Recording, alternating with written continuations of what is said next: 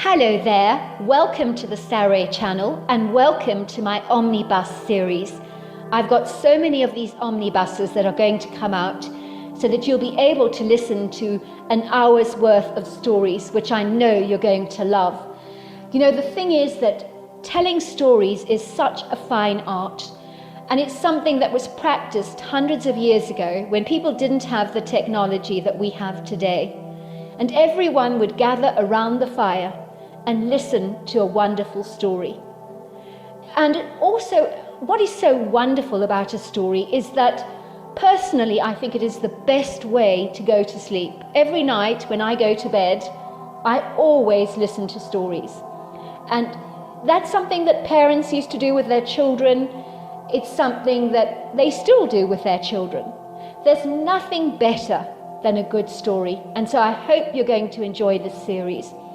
And before we start, I just want to say, do subscribe to my channel because you don't want to miss out on anything. Because I'm in for the long haul and I want to make sure that you get the most stunning stories to go to bed with at night or to listen to when you want to be one of those people sitting beside the fire and listening. Don't forget to subscribe to my channel and let's get started. I hope you're going to enjoy the omnibus. Dear Sarah, and all your lovely listeners, I studied the pale, gaunt and somewhat anxious patient in the bed at the hospital and was heartily relieved to see that she was making steady progress, as when she first arrived in the ER, she'd lost so much blood from a lethal open gash to her femoral artery on her leg. Things looked very grim for her long-term prognosis, but it seemed that miraculously the blood transfusion and efficient surgery had brought her back from the very brink of death. In my experience, injuries like hers are almost unsurvivable because the blood loss can be so extreme that sometimes medical intervention comes just far too late. But luckily for my patient, against all odds, she miraculously survived. When she first arrived in the ER, she looked like an insipid, waif-like raw sausage, as she was scratched up so badly with deep, long vertical lacerations and cuts that were entrenched in her skin. It looked like she'd been sliced by a very sharp razor knife, and she was covered in her own blood from top to toe. And I remember her frightened blue eyes looked at me through this iron-rich red face mask, and her faint words were begging me to help her. "Please, please don't let me die. I don't want to die. Please don't let me die," she had whispered on the gurney before she had drifted into unconsciousness.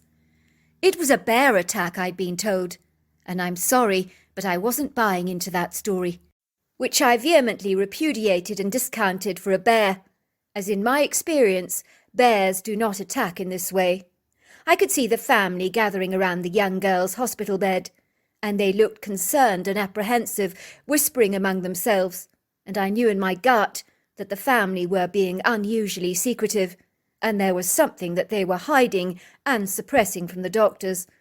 But that is not altogether unusual in my experience, as patients do often hide secrets from their doctors.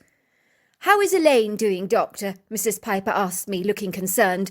"She is going to be all right, isn't she?" "Your daughter's case is fascinating," I said to Mrs. Piper. "She is indeed very lucky to be alive. We very nearly lost her in the ER. It was a touch-and-go situation in there for a while. I'm not going to lie. I would go so far as to say it really is quite a miracle that she is alive." "But she is going to be fine, isn't she, doctor?" said Mrs. Piper. "I mean, she will make 100% full recovery, won't she?" "I am not concerned about your daughter's physical progress, Miss Piper. On the contrary, she's doing remarkably well, and I expect her to make 100% recovery. But I am very worried about her mental well-being. It seems your daughter is suffering from severe post-traumatic distress disorder. I've reports from the nurses that were working last night that your daughter was screaming and kicking during her sleep and was engaged in a terrifying nightmare, almost as if she was fighting off an attacker. The alarmed nurses had to wake her up to calm her down and give her some sedatives. I do think she's going to need to see a psychiatrist because she is seriously traumatized from her experience, and I'm afraid it is the emotional wounds that leave the longest lasting scars." "Oh dear," said Mrs. Piper. "What are you trying to say, Doctor? Are you saying my daughter is mentally unstable?" "I'm not saying anything of the sort, Mrs. Piper. You've got me completely wrong. Your daughter is mentally stable and very sound in mind, but she is deeply traumatized and disturbed." "Are you sure this was a bear attack, Mrs. Piper?" I asked her. Mrs. Piper looked as if her face had grown as white as a sheet. She was intentionally evasive and prevaricating, avoiding any kind of eye contact with me. I could see she wasn't a good liar at all. "Of course it was a bear attack, Doctor," she said ambiguously, her brown frightened eyes looking guarded and non-committal. "Oh, sorry, Doctor, I completely forgot. I better get going quickly," she said, incorporating the art of distraction to try and avoid any more uncomfortable questions from me. She promptly said, oh dear, I'm running so late. I need to get back to the farmhouse at once. I've completely forgotten to feed the chickens. Oh, my word. Goodbye, sweetheart. I'll see you soon later," she said, planting a kiss on Elaine's forehead. "Come, kids, we need to get going now," she said, addressing her kids. "But we've only just got here, Mum," said her daughter Amy. "I thought we were staying with Elaine a little longer," she complained. "We're going now," snapped Mrs. Piper in a formidable voice that sounded more like a bark, and the three of them scuttled out of the hospital obediently, all too aware that their mother's onerous tone of voice could not be challenged. It seemed like my questions had ruffled her feathers. I smiled to myself. People were very funny. I'd seen it working in the hospital over and over again, and I was astute about reading body language, and evasive, indeterminate behaviour and guarded secrets were never uncommon in hospitals among my patients. Other doctors would probably just have shrugged their shoulders in a nonchalant way and said, "Well, I don't want to get involved anyway. But something stinks about this case, but who cares? I'll just turn a blind eye to it." But not me. I'm inquisitive and curious by nature and like to connect all the dots. Furthermore, I'm fascinated by things that cannot be explained. I knew without a shadow of a doubt I had to get to the bottom of this intriguing, inexplicit and enigmatic mystery, come hell or high water. So I quickly pulled the curtain around my patient's bed for some privacy and pulled up a chair to the side of Elaine's bed. "How are you feeling today, Elaine?" I asked. I'm fine, Doctor," she said, looking at me awkwardly. Thanks for saving my life, Doctor. I really mean that. I'm very, very grateful. I really thought I was going to die." "Well, it was touch and go for a minute," I said, "but you're a very lucky girl, and a big fighter at that. I think your determination to live helped a lot. The mind is a very powerful thing, you know." "I really thought I was going to die, Doctor," said Elaine again. "It was so weird, but the moment I started to bleed out, I could feel myself fading, and I knew I was slipping away. It wasn't unpleasant, it was rather like a floating feeling, but it scared me because I really didn't want to leave my body." "Well, the life is in the blood, isn't it?" I said. "So invariably when you lose too much blood, that's when people pass away. That's what usually happens if you lose too much. But you were one of our miraculous cases, I'm very happy to have to say. Now, Elaine, I'd like you to be truthful with me for a moment. I assure you that I will keep what you tell me in the strictest of confidence, but I happen to know that you were certainly not attacked by a bear." "How do you know, Doctor?" stammered Elaine, looking fretful and anguished. "My mother didn't tell you, did she? Because she doesn't want anybody to know what happened to me. She's petrified of anyone learning the truth." "I know you weren't attacked by a bear, Elaine, because in my experience a bear tends to knock people over with its paws. It tends to bite the upper arm and leg, and often snaps the neck. But you were not attacked like that. Some of your wounds are remarkably like a sharp knife that has been deliberately pierced through your skin in long vertical cuts, like someone deliberately using a cutting instrument." "Doctor, I can't tell you what happened. My family, they told me to say that it was a bear. I can't break that promise to them. Why? I don't understand, I asked. Whom are you trying to protect? Is someone in your family deliberately hurting you? Elaine's eyes grew round like saucers. Doctor, we're just trying to protect our own sanity. If anyone was to hear our story, they would definitely think it was fictitious. They would never, ever believe us. They would think we were as nutty as fruitcakes and that we belonged in the funny farm. We don't want people to think we're completely loopy, Doctor. That's a bit extreme, I said. Why don't you tell me what really happened? And I won't judge you, however bizarre your story is. Believe me, I've seen some things in my time that would most certainly make your hair curl. Working as a doctor, sometimes with dying patients, I have experienced paranormal phenomena, so I'm very open to your story, however peculiar and incongruous it may sound. Besides, you have clearly been very traumatized, and in my experience, it really helps to talk about what happened. Doctor, I'm scared to tell you, said Elaine.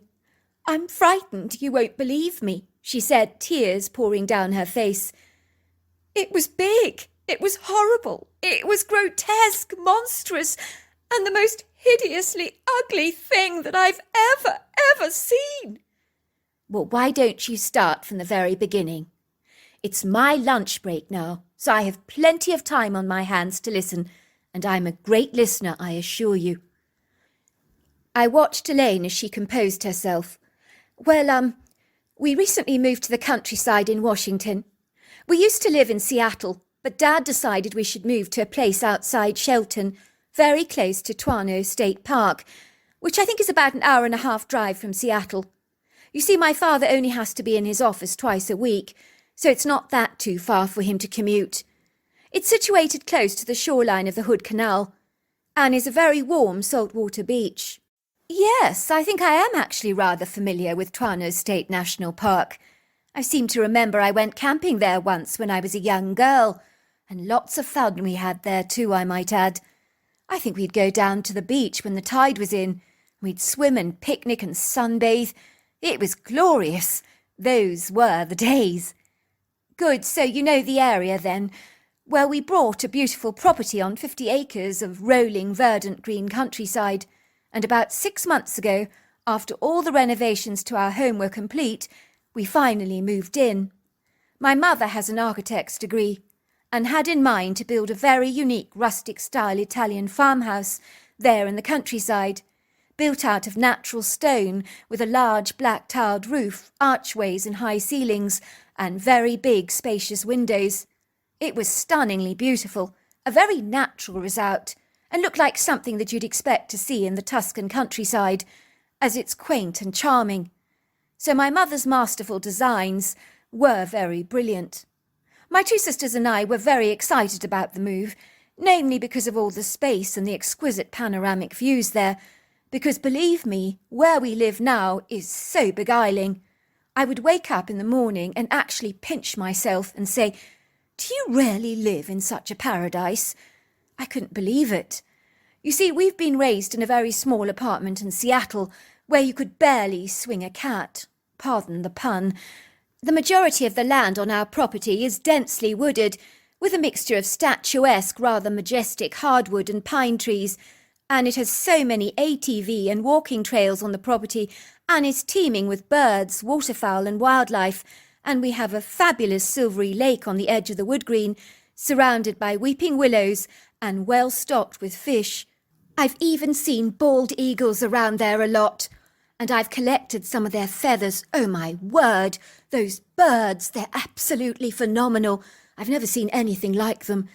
They just beguile me so much. Well, every day when we were free from the demands of our homework, my sisters and I would take our ATVs out and ramble around the countryside down some of those ATV parts, because it's so fun just getting out into the country, listening to the fabulous bird song and encountering a deer or a fox or something like that. It's so peaceful and so uplifting. Well, of course it is, I said. I heartily agree. In my experience, Mother Nature is a miraculous healer.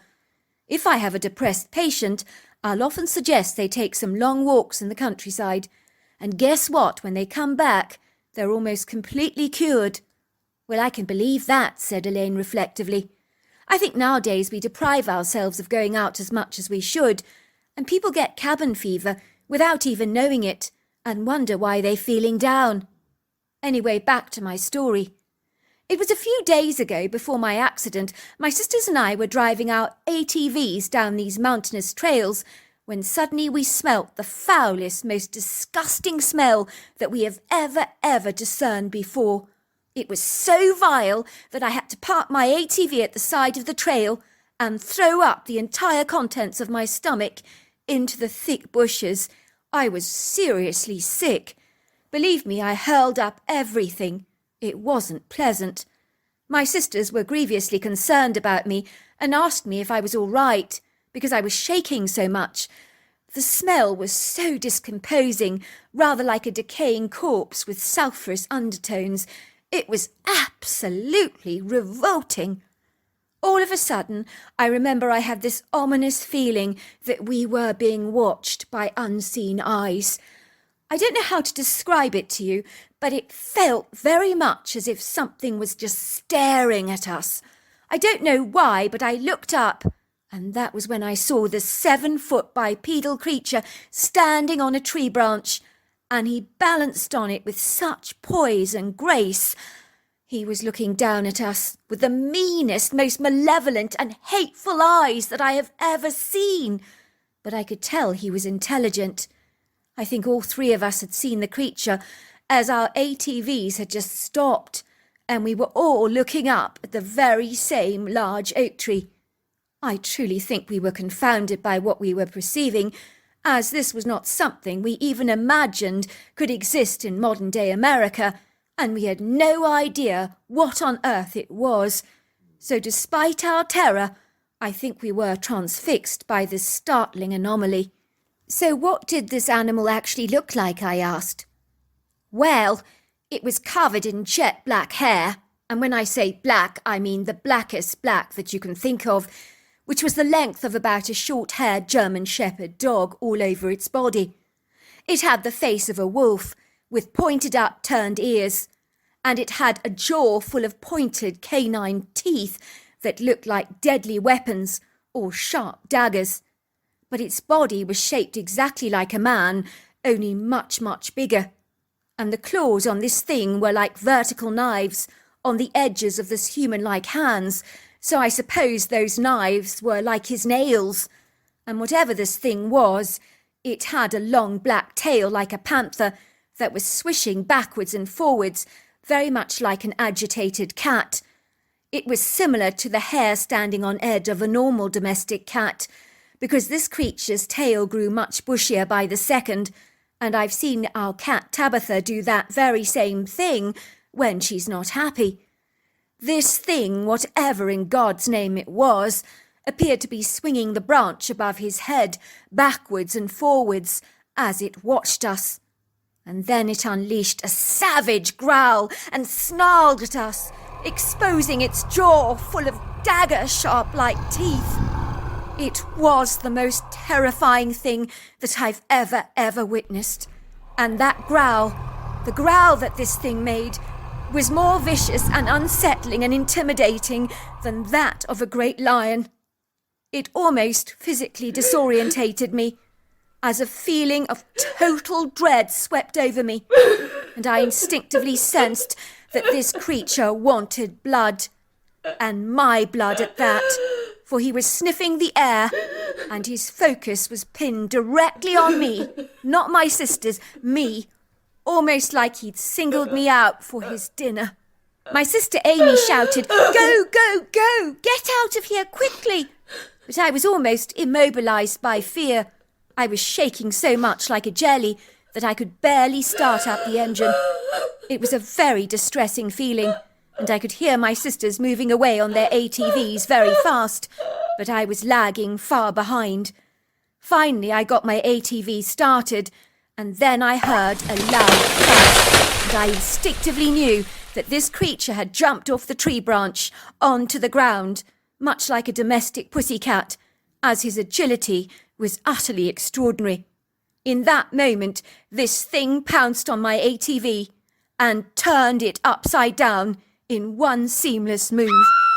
I went rolling down the slight hilly elevation until my body came to a grinding stop. The next thing I knew, this thing pounced on top of me and began to lash at me with his claws, and they were so sharp. But the funny thing was, he didn't attempt to bite me at all. It was like he was using his talons to tear me apart. In that moment, I can't believe it, but I was startlingly calm, and I didn't feel any pain at all, even though he'd ripped right through my flesh with his razor-like talons, and he even licked off some of the blood on his long nails, and I could tell he loved the taste of it, because he had a very satisfied look in his eyes, almost like, "This is delicious." I could hear my sister's terrified screams, because they were eyewitnesses to this blood-curdling scene unfolding before their eyes. They said they felt this sense of helplessness, like they had to watch me being consumed by a predator. All of a sudden, I heard this huge commotion, like something monstrously huge was bolting through the thicket like a rhino on full charge. And I remember thinking, please God, no, not another one of these monsters. And that was when I saw a completely different creature that looked so human-like, but was colossally big. It was easily 10 foot tall and much more powerfully built than the creature that was actually attacking me. I would describe his body as hefty, burly, and Herculean in size. This incongruous humanoid hairy creature began to attack the wolf-like humanoid that had initially been attacking me.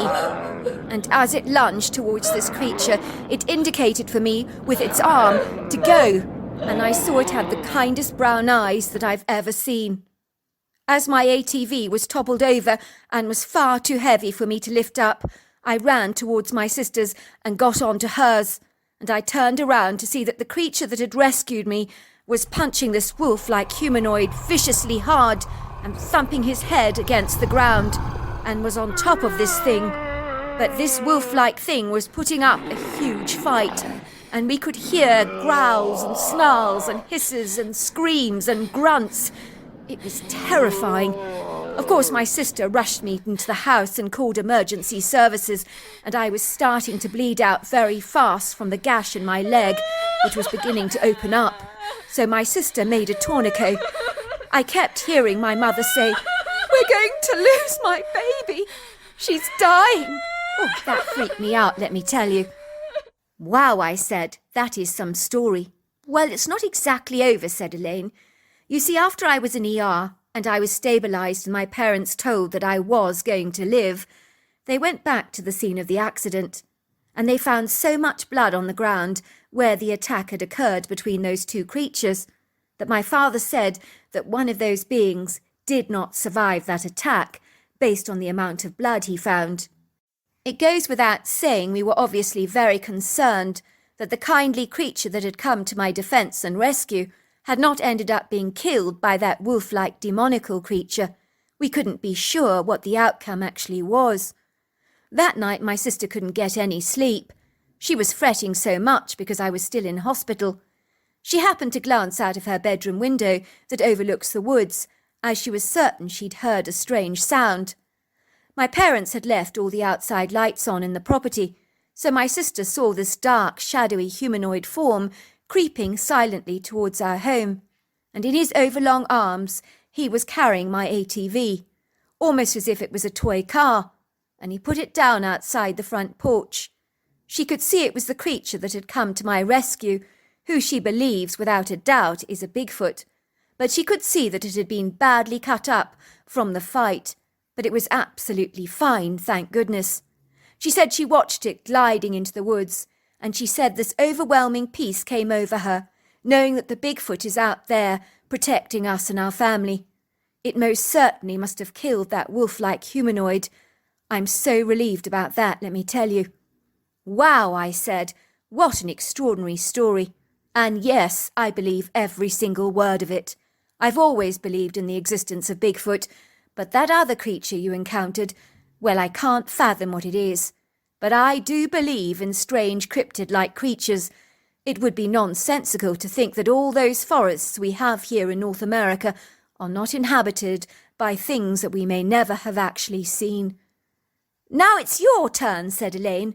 And by the way, I have lots of spare time as well, and I'm a great listener too. What do you mean it's my turn? I chuckled. Well, you did say working at this hospital here, you've seen things that have made your hair curl. Oh, that, I said. It's nothing worth talking about, really. Are you kidding? Said Elaine. It's your turn. Now, fair's fair. I told you my story. Now you need to tell me yours. Well, let's think, I said.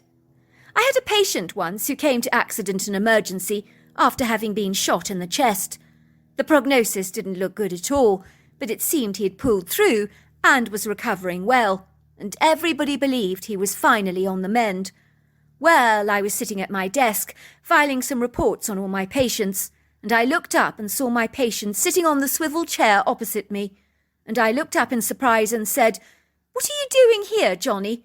You need to get back to your ward right now. You shouldn't be walking around like this in your condition. You need to recuperate." "But doctor," he protested, "I feel fantastic. In fact, I've never felt better. The pain has miraculously gone." "Well, that's because the painkillers are working well, Johnny, but you need to get back to the ward. You shouldn't be sitting up." "But, doctor," he protested, "can I not sit here with you for just a moment?" I had 2 more reports to file, so reluctantly I agreed. I wasn't very happy to have this patient of mine wandering around the hospital after a serious shooting injury. I was typing in my report of the motorcycle accident that had come in half an hour ago. Johnny looked at me and said something very peculiar. He said, "Of course, the motorcyclist is not going to make it. His grandmother, the one with the bright red hair, has been waiting for him since very early this morning. She's come to collect him." Of course, I didn't pay much attention to Johnny, as I was so focused on filing my reports and taking down all the details. I turned around and told Johnny to come with me because I wanted to take him back to the ward and make sure he obeyed my instructions. He walked alongside me. When I finally entered the ward, Johnny's bed was occupied by another patient. I said to the nurse, "Why is someone lying in Johnny's bed? This bed belongs to Johnny." She said to me, "Oh, doctor, didn't you know? Johnny died an hour ago." I told her she was wrong and turned around to address Johnny, and he had just vanished. I was so confused and overwhelmed by the experience, as Johnny had appeared to me as solid and physical as you or I, and yet he must have been a ghost.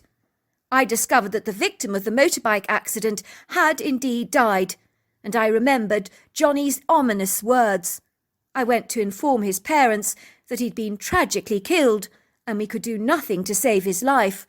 Of course, the parents were completely devastated, but the mother said to me, "I hope he'll be with his grandmother now."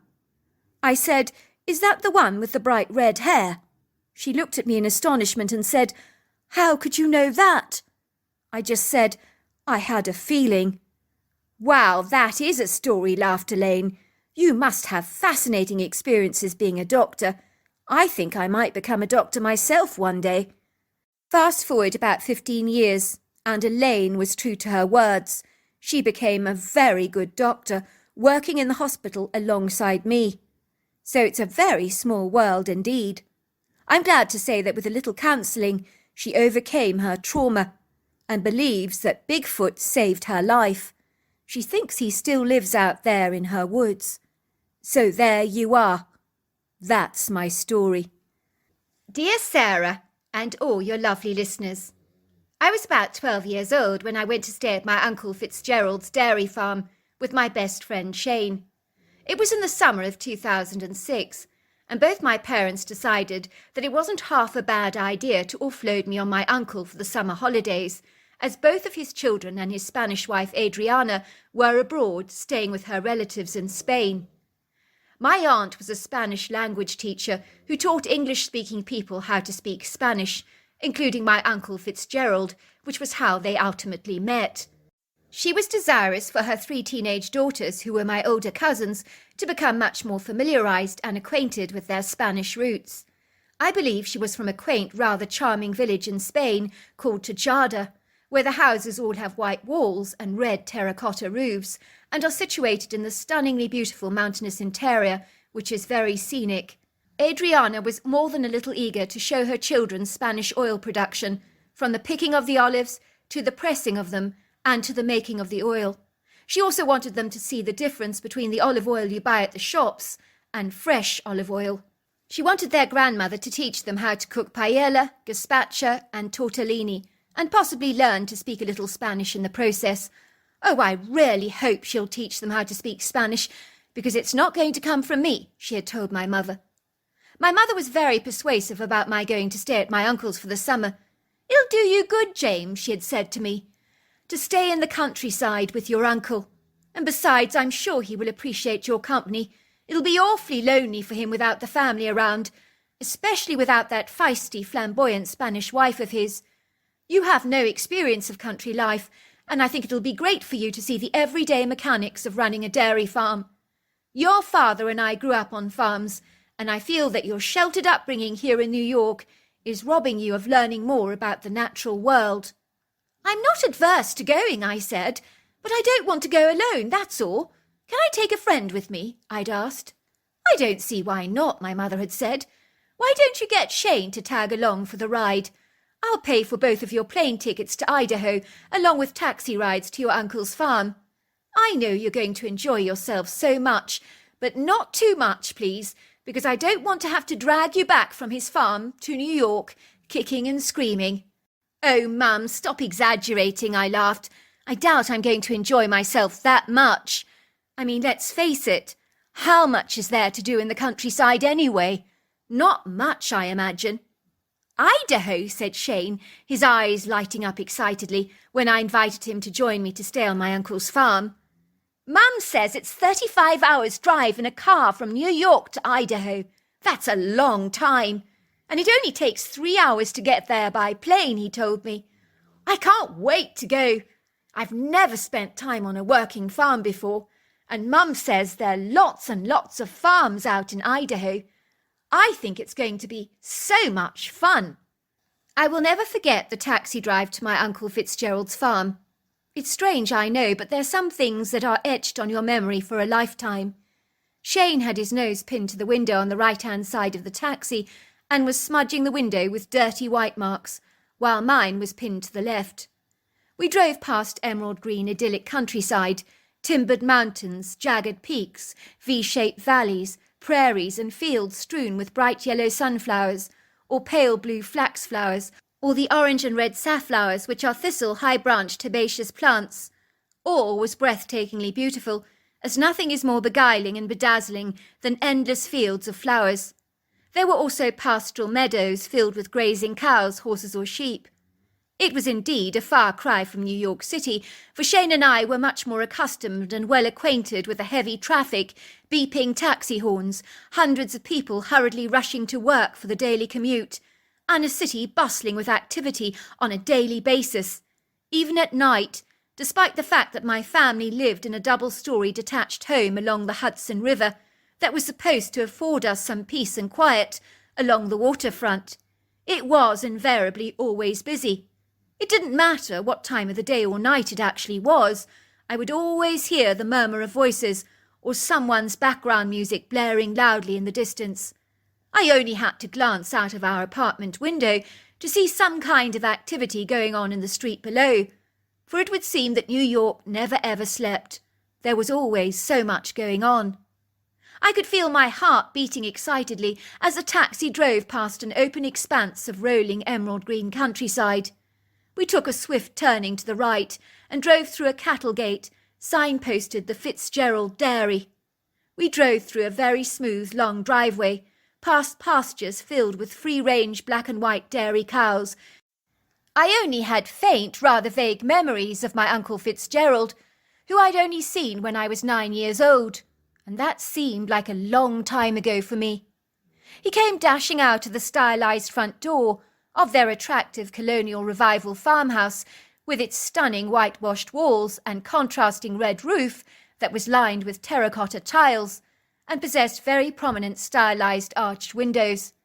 I could see the house was aligned with pretty curves and arches, giving it a quintessential Mediterranean touch, which must be due to the influences of his dynamic Spanish wife, and it certainly made you feel as if you were on holiday in the Mediterranean. My Uncle Fitzgerald greeted us with a broad beam on his face, and I knew at once that I liked him a lot. My uncle was slender and about 6'3", with a receding hairline and the brightest blue eyes I've ever seen. He ran towards the taxi and embraced Shane and I with big, warm, affectionate hugs, and there was no formality in his open friendliness towards us, and I got the distinct impression he was exceedingly happy to have us around. "Welcome to Idaho, James. Oh, how good it is to see you again. It's been an awfully long time since I last saw you, and goodness, haven't you grown up a lot since then?" "Well, that's not surprising. Last time I saw you, I was only 9. "Well, then that explains a great deal," he said. "Oh, and this must be your friend Shane." "That's right," said Shane, smiling warmly at my uncle. "I'm James's friend." "Well, I'm so glad you both were able to come, because the house was awfully lonesome without you both, as my wife and children are sunning themselves in Spain. But don't you worry a brass farthing, kids, because we are going to have a far better holiday than they are. Is that a deal?" "Deal," I said, giving my uncle the high five. "I've never been on a dairy farm before, sir," said Shane. "Is this place really all yours? It's awfully big." "This is all mine," said my uncle, pulling out our suitcases from the trunk of the taxi and bustling us into the cosy kitchen while he took our cases to the top-floor bedroom. There was an elderly lady with white hair and a jolly disposition, washing dishes at the sink, and she welcomed us with a warm, friendly smile. "Welcome, kid," she said, smiling at us. "I'm so relieved you've come. And we finally have some young blood back in the house again. I've been beginning to suffer from that empty nest syndrome. It's been awfully dull without Madam and her 3 rambunctious kids here in the house." My uncle returned to the kitchen. "This is our housekeeper, Dotty," he told us. "She keeps things in apple pie order and does all the delicious cooking around here. I don't know how we would manage without her. If you boys get hungry at any time, ask Dotty here to rustle you something up, because she's a sensational cook." "Thank you, Fitzgerald," said Dotty, smiling. "I don't always get compliments from the horse's mouth like this," she teased. Before long, my uncle was taking us on a trip around his farm on the back of our very own terrain quad bikes that were really fun to navigate around the countryside. We were able to learn all about the workings of the farm and were introduced to many of his employees, who eyed us with a wary reticence and sceptical interest. I could almost sense that they considered us to be 2 city boys, way out of our depth, who were like 2 fish out of water in the countryside. I even happened to overhear one worker say to another, "You can see those boys are from New York. They haven't got a clue as to what the heck is going on the farm. Look at their hands. They're pathetic. Soft as a baby's bottom. You mark my words, they've never got them dirty a day in their lives, except when playing sport on the field at school." "You're right," said the other man. "They're in way over their heads. My bet is they'll get bored out of their skulls on the farm and go running back to mummy, because it's too much like blood, sweat and tears for the likes of them." I could hear the men chuckling, and I was feeling ever so slightly peeved off by those unkind assumptions. Let's not kid, I was insulted, and from thenceforth I became consciously aware of everybody else's hands. I noticed my uncles were heavily calloused and battle-weary, as indeed were all his workers. It was indeed true. Shane and I had soft fingers that made us look puny, diminutive, delicate, and feeble, which made me feel very emasculated. I made a prompt decision then and there that I was going to show these contemptuous, perfunctory, and disparaging country folk that this string bean of a New York boy was more than just a pretty face with soft, enfeebled fingers, for I would show them, when push comes to shove, I was about as tough as you could get, despite my small size.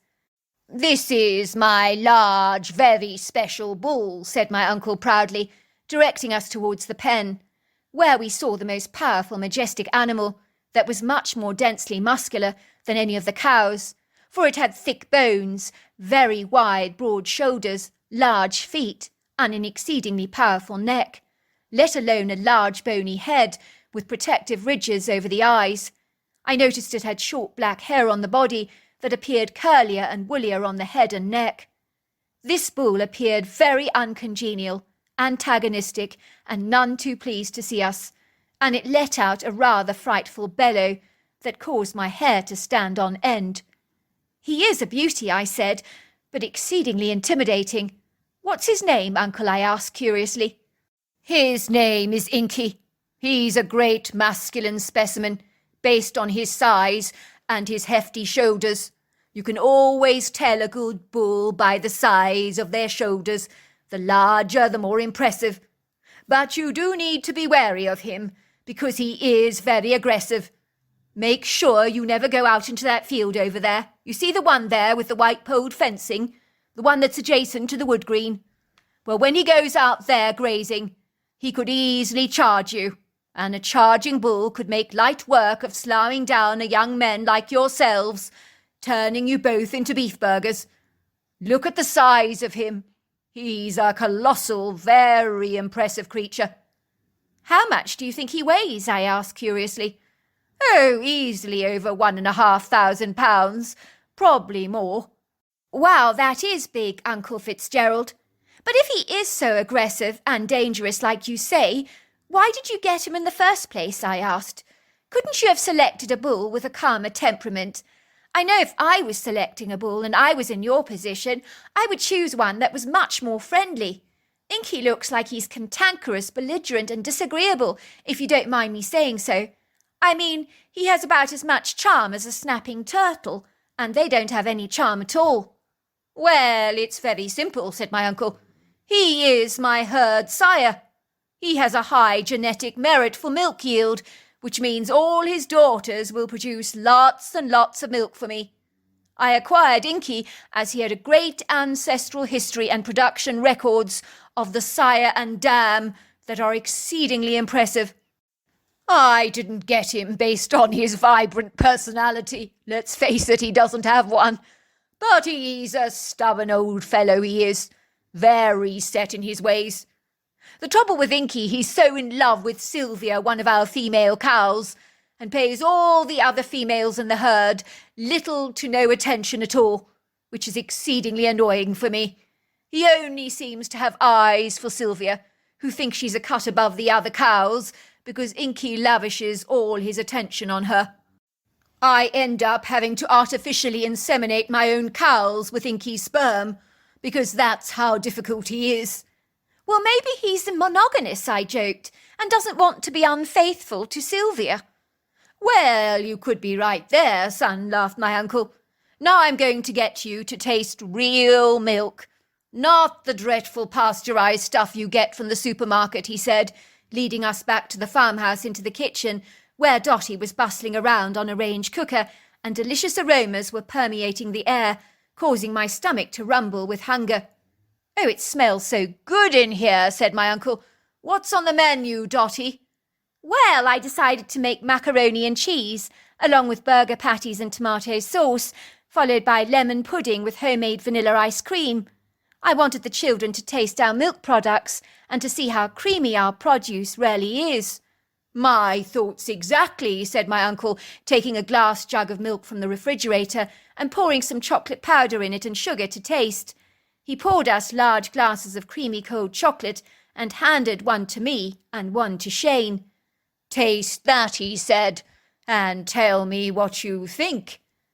"Oh, my word," I said, looking agog, as I glugged down the glass of chocolate milk, which left a moustache on my face.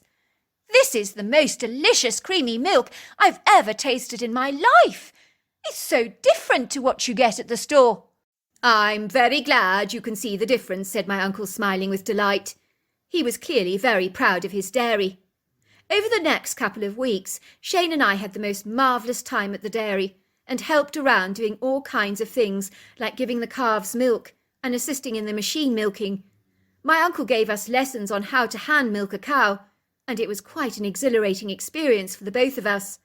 Shane and I would enjoy interacting with the cows, who were curious and interested in us. I did encounter Sylvia, who had a very high opinion of herself, and knew that the feisty bull Inky could not keep his eyes off her, which had made her become rather conceited and very full of herself. I did try to make friends with Inky the bull, but he remained fractious, petulant, and captious as ever, and he regarded my friendship as more of a challenge, almost as if I was like a red flag to him. So I decided not to expend any more energy or time on him, although I did express my disappointment to Shane that he was not more of a likeable fellow. "You're funny," said Shane. "Why would you want to be friends with a bull anyway?" "Well, let's face it, he is rather spectacular looking," I said. "If you say so," laughed Shane. In our spare time, Shane and I would ride the family quad bikes over the countryside, and it was great fun. We also enjoyed visiting the wood green and fishing at the stream in the heart of the woods, where we caught sturgeon, catfish and trout, as one thing I can say is we were both accomplished fishermen, as I'd learnt to fish in the muddy waters of the Hudson River at Piermont Point with the help of my father. Once I actually caught a dogfish shark that we had to throw back into the water, as they can't survive in fresh water for very long. One day Shane and I decided to take a quick shortcut through the field towards the wood green, as we wanted to scout for other fishing spots around the stream. I had completely forgotten my uncle's warning that Inky was sometimes put into the pasture there to graze. I think we'd overlooked the possibility that he might be there in the field. It hadn't even crossed our mind. So we ventured out into the field, talking happily together, when all of a sudden Inky came hurtling towards us at one hell of a speed, and he was charging us furiously like a bull in a ring, and was headed directly towards me, and was in one hell of a stroppy mood, and it would seem that I had become his red flag. In seconds I literally knew I was dead. No one can ever survive a charge like this from a bull. I began to sprint as fast as I possibly could from the rampaging bull. Both Shane and I were quite literally screaming at the top of our lungs, and the adrenaline was surging through our bodies at an alarming rate. I do not believe I have ever known fear like that before. It happened so quickly and so fast. All of a sudden, I just heard this very, very loud, sizable thump, like something monstrously huge being hurled onto the ground with a forceful thud. I glanced around and stopped running, for I couldn't believe what I was beholding. Standing there yards away from me was this incredibly Herculean, massive 10-foot-tall creature, who had quite literally saved our lives, for she had flung Inky to the ground so hard in a commanding and potent force, so much so that his head had been torn apart from his body and was now lying decapitated. The creature was female. She had small breasts and looked so human, with the exception of the shape of her head and shoulders that bore an uncanny, remarkable resemblance to the silverback gorilla. Her body was shaped like that of a bodybuilder, covered in long, flowing, golden brown hair, with a very powerful upper torso that was dense with muscle, long, lean, overlong arms like a primate, and very powerful, lean legs. It was evident that she had come to our rescue to save us, for it had taken nothing for her to kill this bull, who was so much heavier than she was, for I would guess she was only 900 pounds, or even less, and she was 4 feet across the shoulder area, but she had a strength that was mind-blowing, and Shane had seen her pick up the bull in his arms before tossing him to the ground. The creature's face was so human, and the skin leathery and dark. She had a sloped forehead that was very, very furrowed, and looked at Shane and I with such a maternal expression that was so protective, nurturing and loving. It was like her deep-set eyes were saying to us, Are the two of you going to be all right? We watched in wondrous awe as this majestic, lofty, and incredible creature pulled off 2 back legs from Inky, possibly to eat, as what was the point of wasting quality beef? She threw them over her shoulders and glided away with such a seamless grace. "Did you see that?" said Shane, looking agog. "That creature, whatever it was, she saved our lives." Moments later, my uncle was out on the field. He had heard our screams, and he was so relieved to see that we were both alive, for he was certain we were dead, and was so out of breath it took him a while to calm down, because he was pretty much hyperventilating. "Oh, I had the most terrible visions of having to tell your mother that Inky had killed you," he said. "I never expected to find Inky dead. This is extraordinary. What the hell happened here?" he said, studying Inky's body in astonishment. "I'm sorry, Uncle Fitzgerald," I said. "I forgot that Inky would be in the field." "Don't be sorry, son. I'm just relieved you're not harmed, but I am very befuddled as to what has happened out here. How does a bull like this get torn to shreds like this?" Shane and I tried to explain to my uncle exactly what had happened, and he was very surprised by what we were telling him. "It is very strange that you say a creature that fit that description came to your rescue. For when your cousin was a young girl, she fell into our pond, and your aunt and I thought she was dead. We looked for her everywhere, and then we found her naked little body running towards us, telling us that she had fallen in, but a great big bear had rescued her. As you can imagine, we couldn't make sense of that, because bears aren't inclined to rescue little children. I thought that she was talking off her head, but that happened many years ago, and it seems to me that that same creature that rescued her rescued you today. It does make me feel like we have a very astute babysitter on our land, and I'm very grateful to the creature indeed for saving your lives." The following day my uncle took us to an auction where several bulls were going to be on show, and I asked my uncle if I could choose the bull that he would finally select to replace Inky. "Very well," said my uncle, "but only if he has a high genetic merit for a good milk yield." I went around the auction looking for the perfect bull, and then I saw one that stopped eating and was watching Shane and I intently, and when he saw us approaching his pen, he appeared very friendly and congenial towards us, which was such a change from Inky.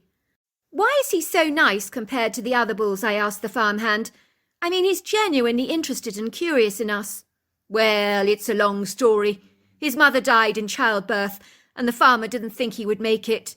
But the farmer's daughter brought him into the house and fed it from a bottle, and it grew very attached to the people in the household, and the people loved it, and for a long time he thought he was a dog. Sadly, he grew too big for that home. You can see he's developed into a fine specimen of a bull, against all the odds. He's very affectionate and loves people. The family didn't want to sell him at all, but they've moved to Canada, and so they didn't have much choice in the matter. But he easily outrivals the bulls here on show today." I could see that the bull was studying us with friendly eyes, and without thinking I went over to stroke him, and he began rubbing his head against my hand affectionately, and I was rather smitten. "Oh dear," said my uncle, approaching me with a big grin on his face. "I assume this is the one you want me to buy. The only issue is whether he has a good genetic history for a quality milk yield. That's what concerns me." The farmhand overheard. "Oh yes, he does, sir. Excellent, as it happens." To cut a long story short, we bought that bull back home, and my uncle told me that the bull was the very best bull that he has ever owned, and we called him Midnight Magic, as he followed us around the farm like a dog, and was always gentle, docile, and friendly. He put Sylvia in her place because he didn't languish all his attention on her. Midnight Magic was rather fond of all the cows in the herd, and was a proud father to generations of quality daughters that produced an abundance of milk, and he sired some of my uncle's very best cows. All these years later, I think of my time spent on my uncle's farm, with the fondest and most cherished of memories. And now I know the creature we encountered that day that saved us from Inky was called Bigfoot, Sasquatch and Yeti. And for those of you that have children, if you have a Bigfoot babysitting them, let me assure you they are safer than they are with you. I know this to be the truth, for I saw with my very own eyes how protective that mother Bigfoot was over us. Of course, I'm sure that Bigfoots vary in their personalities like people, but if you have a good one on your property, you have a treasure, and you're very safe indeed. So there you are. That's my story. Dear Sarah, and all your lovely listeners, in those days it was exceedingly easy to get lost, as we didn't have GPS, so basically if you weren't any good at reading maps, you did face some tumultuous challenges when it came to undertaking any type of journey, whether long or short. It was in 1982, and I was on my way to see a woman called Pearl Walker, who claimed to have known my great-grandmother when she was a girl. And I was retracing my family genealogy, as I wanted to learn all I could about her, for I had discovered that she was an interesting woman of remarkable character.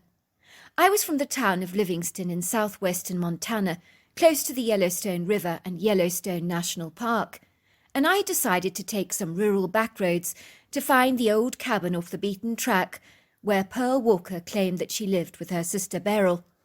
The old lady had encouraged me to take this route on my journey. "Oh, it's breathtakingly beautiful, dear," she had said over the phone. "You'll enjoy the scenery, but make sure you take the right turning to Turtle Tavern, because it's very easy to get confused." Believe me, she was right about taking the back roads, as the scenic vistas were beguiling, as Montana is surrounded by mountains, prairies, and vast areas of wood green, silvery lakes, and endless blue skies that seemingly go on forever. I think because of its distinct rugged beauty, I vehemently profess Montana to be the quintessential most magnificent American state, but you might consider me rather biased, as I have lived here all my life. There is, of course, one big problem when you get lost in the middle of those backcountry roads here, with not a soul around for miles. Let me assure you, it's more than a little intimidating, daunting, alarming, and very frustrating. Where the heck was I wondered, as I began studying the map intently, but everything was so badly signposted, and I was terrified of running out of petrol and not making it back to Livingston safe and sound. I pulled my car to the side of the road. I could see a large field of corn, and beyond the field of corn was an old rustic-looking farmhouse that had indeed seen better days, and was really rather run down. I could discern the man working in the field, and his tweed hat seemed to be bobbing up and down. I'd never seen anybody move their head so much before. Maybe he could possibly help me, I thought, or somebody else there back at the farmhouse could give me directions. So I began to walk through the cornfield, down an open path towards the man, where the long sheaths of corn swayed in the gentle breeze, and a few black ravens eyed me warily from a distance, perching on a dilapidated wooden poled fence that surrounded the left-hand side of the farmhouse, and they were squawking at me so loudly that they could have alerted the living dead to my presence, if indeed they'd wanted to. "Hello, sir," I said as I approached the tall, shabbily dressed stranger, who didn't appear to acknowledge me, almost as if he was suffering from a hearing impediment, for he rudely ignored me, and did not turn around to acknowledge my presence. I thought he was behaving very, very strangely, as he continued to bob his head up and down, as though he was perpetually nodding. What a peculiar man, I thought to myself. "Excuse me, sir," I said, raising my voice a little louder, as it was clear to me that this man was as deaf as a dodo. "Excuse me, sir," I repeated. "I wonder if you could help me." All of a sudden I discerned a tuft of straw that emerged from his stuffed-up long sleeves that ultimately gave the game away. I realised that the man that I'd stumbled across was not human at all, but made up entirely of straw. It was a scarecrow, and a convincingly human one at that, for it had certainly succeeded in fooling me. In normal circumstances, I would have probably found this situation delightfully amusing, and even laughed at my own silliness.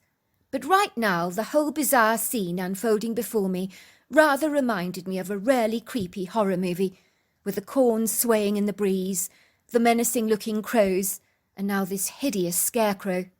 I was pontificating over these very facts, when the next thing I knew was I was having a rifle pointed directly at me by a hillbilly with long, straggly white beard, who was wearing indigo-dyed dungarees made from a coarse, hard-wearing calico cloth that rather resembled denim. "What do you want, missy? This is private land. Can you not read the signpost?" he snapped. At that, I nearly jumped out of my skin and was thrown completely off guard.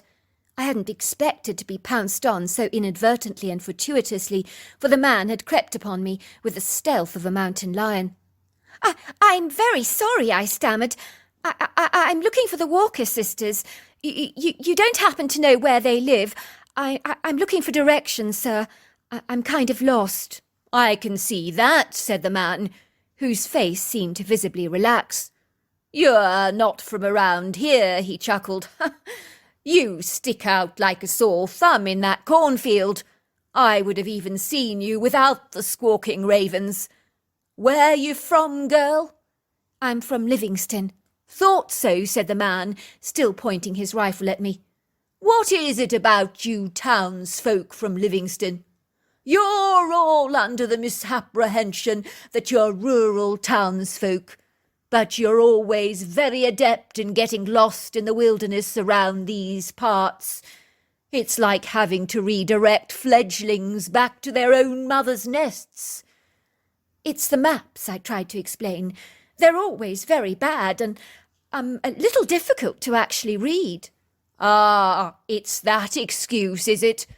What do they say? A bad workman always blames his tools," chuckled the man. "So you're looking for the Walker sisters, are you? Anyone that's a friend of the Walker sisters is a friend of mine," he said, giving me a wide, toothless grin. "Take a turning to the left on the road, and you won't miss it. You'll see a sign saying Turtle Tavern. Turn down the drive, and you'll see a shabby, run-down old cabin. That's where they live.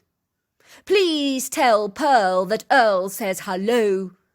And tell Pearl I'm still waiting for that piece of apple pie she promised me yonks and yonks ago. And tell her I'm getting older every day, so she better get baking fast." He chuckled. "Will do so, sir," I said, thanking the man profusely for his genuine kindness and returning to my car as swiftly as I could, proceeding to drive down the road, where I came to a higgledy-piggledy turn-off, where there was an old rusty sign with the words Turtle Tavern that was so eroded away by rust that I could have almost overlooked it, and driven past, missing the turning. I must confess the driveway looked like a precipitous obstacle course and a huge encumbrance, and that is being nice. I had to get out of my car to remove several pieces of timber that were barricading the driveway.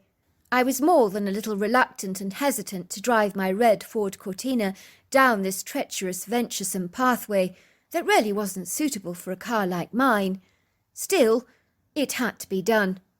And so I braved everything, and my Cortina began rolling down the boulder-strewn driveway as the moving rocks caused my tyres to slide and skid precariously forwards, veering in a tumultuous, zigzagging pattern both to the left and to the right. My Cortina was bumping up and down, rattling and shaking, and appeared to be steering itself, as it was not remotely responsive to my desperate manoeuvres to try and control it. All of a sudden, I saw a little toddler wearing a cute little pinafore dress and white stockings sitting in the middle of the driveway, obliviously unaware of the impending danger she was now in, as she was seconds away from losing her life. There was not a thing I could do to redeem this hopeless, horrifying situation, as my car now had a mind all of its own, but I just slammed down my hands on the horn and honked away. I noted the toddler was playing with stones happily, piling them on top of each other, rather like Lego blocks. "You've got to be kidding," I thought to myself. "What on earth is a kid doing playing in the middle of a driveway? What kind of a parent would allow this to happen?" Everything transpired so incredibly fast, as it does so often in life and death scenarios. or in grievous moments wrought with heightened levels of tension and drama. It would seem that the slippery pebbles propelled my car ever forwards like a landslide, for indeed the ground was very unstable. I remember feeling this dreadful sinking feeling, as if everything was completely out of my control. And despite slamming my feet on the brakes as hard as I could, and pulling up the handbrake frantically, it was all to no avail. My car appeared incapable of cooperating with me, and was moving forward on its own accord, like a threatening tsunami wave, as the hazardous ground beneath my vehicle seemed to be breaking apart, giving away, and sliding forwards. All of a sudden, bolting across the driveway and grabbing the little kid from the threat of my looming tyres, was the largest creature I've ever seen in my life, that looked like a giant human, completely covered in hair, with ape-like influences to the appearance. He grabbed the little toddler protectively in his arms, giving me a wary look through a pair of deep-set dark eyes, as if, "What do you think you're doing?" type of expression on his leathery human-like face that was devoid of any hair. The anomalous humanoid creature threw the toddler over his gargantuan-sized shoulders and glided down the driveway on a pair of very long, powerful legs, with the agility of a mountain goat and the grace and speed of a cheetah.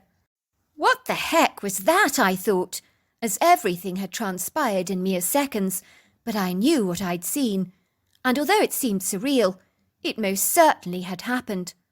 All of a sudden my car thankfully ground to a stop, and that was when I burst into tears, which really was a combination of relief intermingled with horrified revelation of what could have just transpired if indeed that strange anomalous creature had not intervened on behalf of the little toddler.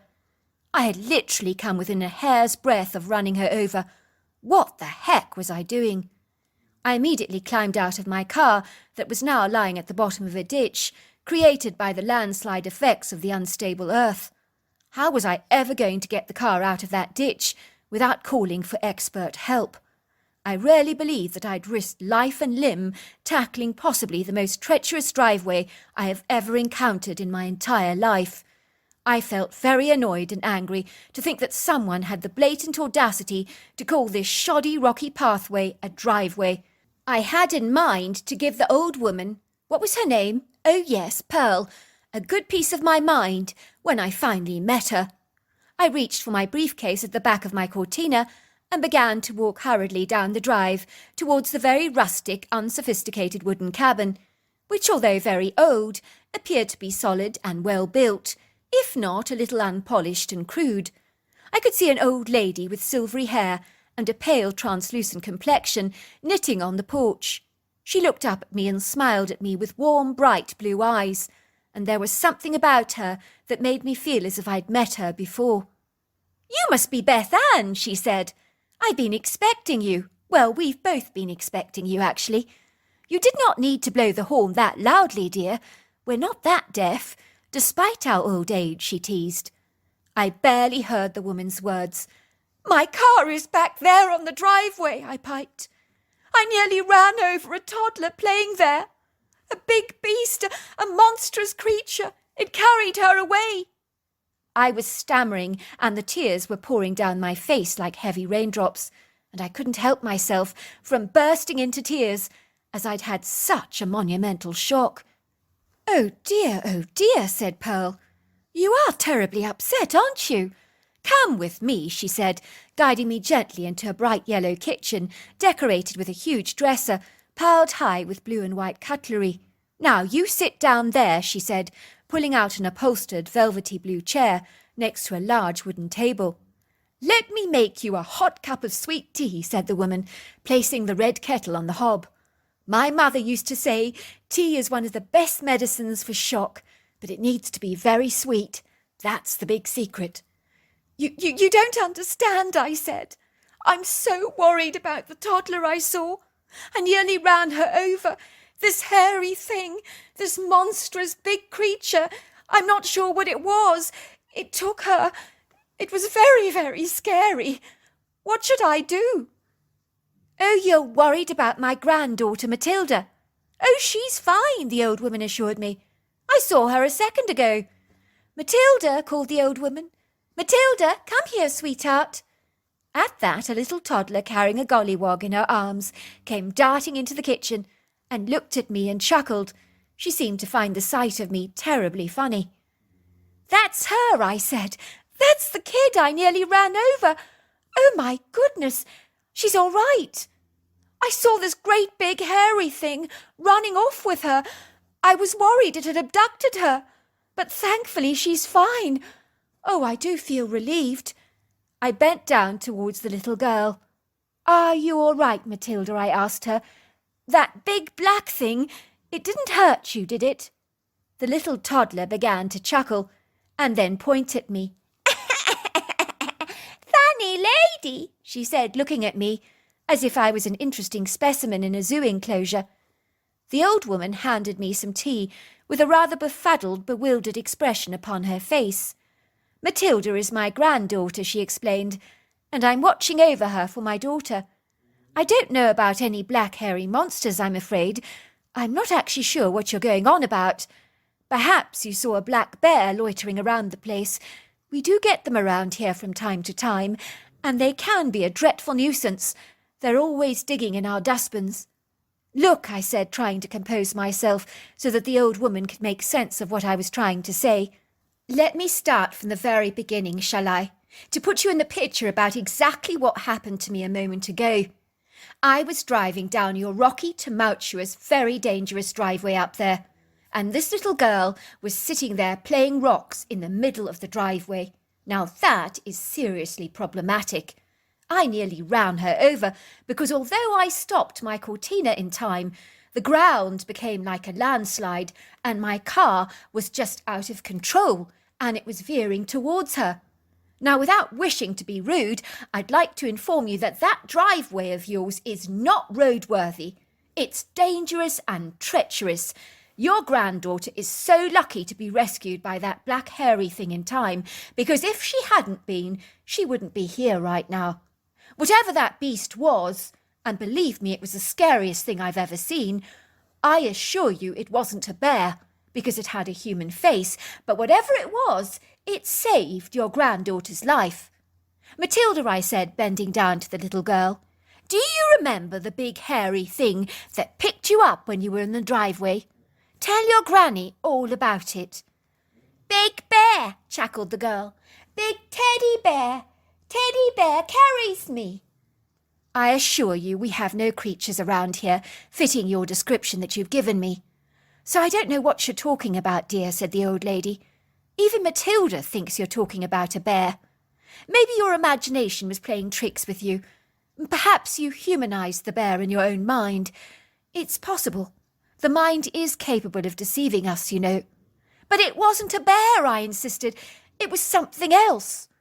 "More to the point," piped the old lady, "why were you driving down that pathway in the first place, when there's a perfectly good driveway on the rear of our property? I did give you directions on how to get here, didn't I?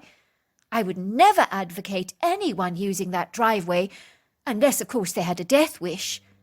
"You mean that wasn't the driveway I was expected to use?" I asked, looking perturbed. "But I saw the sign. I don't understand." "That is our old driveway. It hasn't been used in many years. The ground is not stable. It's exceedingly unroadworthy. We enter the premises on the rear side. I'm amazed you managed to drive down there at all," she said. "Matilda likes to play over there with the stones. I'm Pearl, by the way, and you're Beth Ann, am I right? Shall we start from the beginning?" "That's right," I said. "I think we should start from the beginning." "Sorry," I said. "I do feel very disorientated, muddled and confused by everything that's just happened." And so with little urging from Pearl, I quickly drank down my tea in a hurry, and the sugar certainly helped me calm down my frazzled nerves. I was truly beginning to think that I'd lost leave of my senses. I knew better than to discuss the black creature I'd seen down the driveway, because the last thing I wanted was Pearl to think that I was a deranged woman who had lost my marbles. When I was driving around the area and became lost, I told her, I met your friend Earl. He told me to say hello to you, and to remind you that you owe him some apple pie." "Oh, you saw Earl," laughed Pearl. "He's a funny one, that man," she said.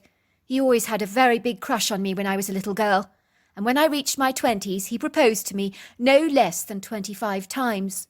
Oh, my word, I said. He certainly was fixated on you. He still is completely fixated on Pearl, said another elderly woman entering the kitchen and seating herself opposite me. I'm Beryl, she said, Pearl's younger sister.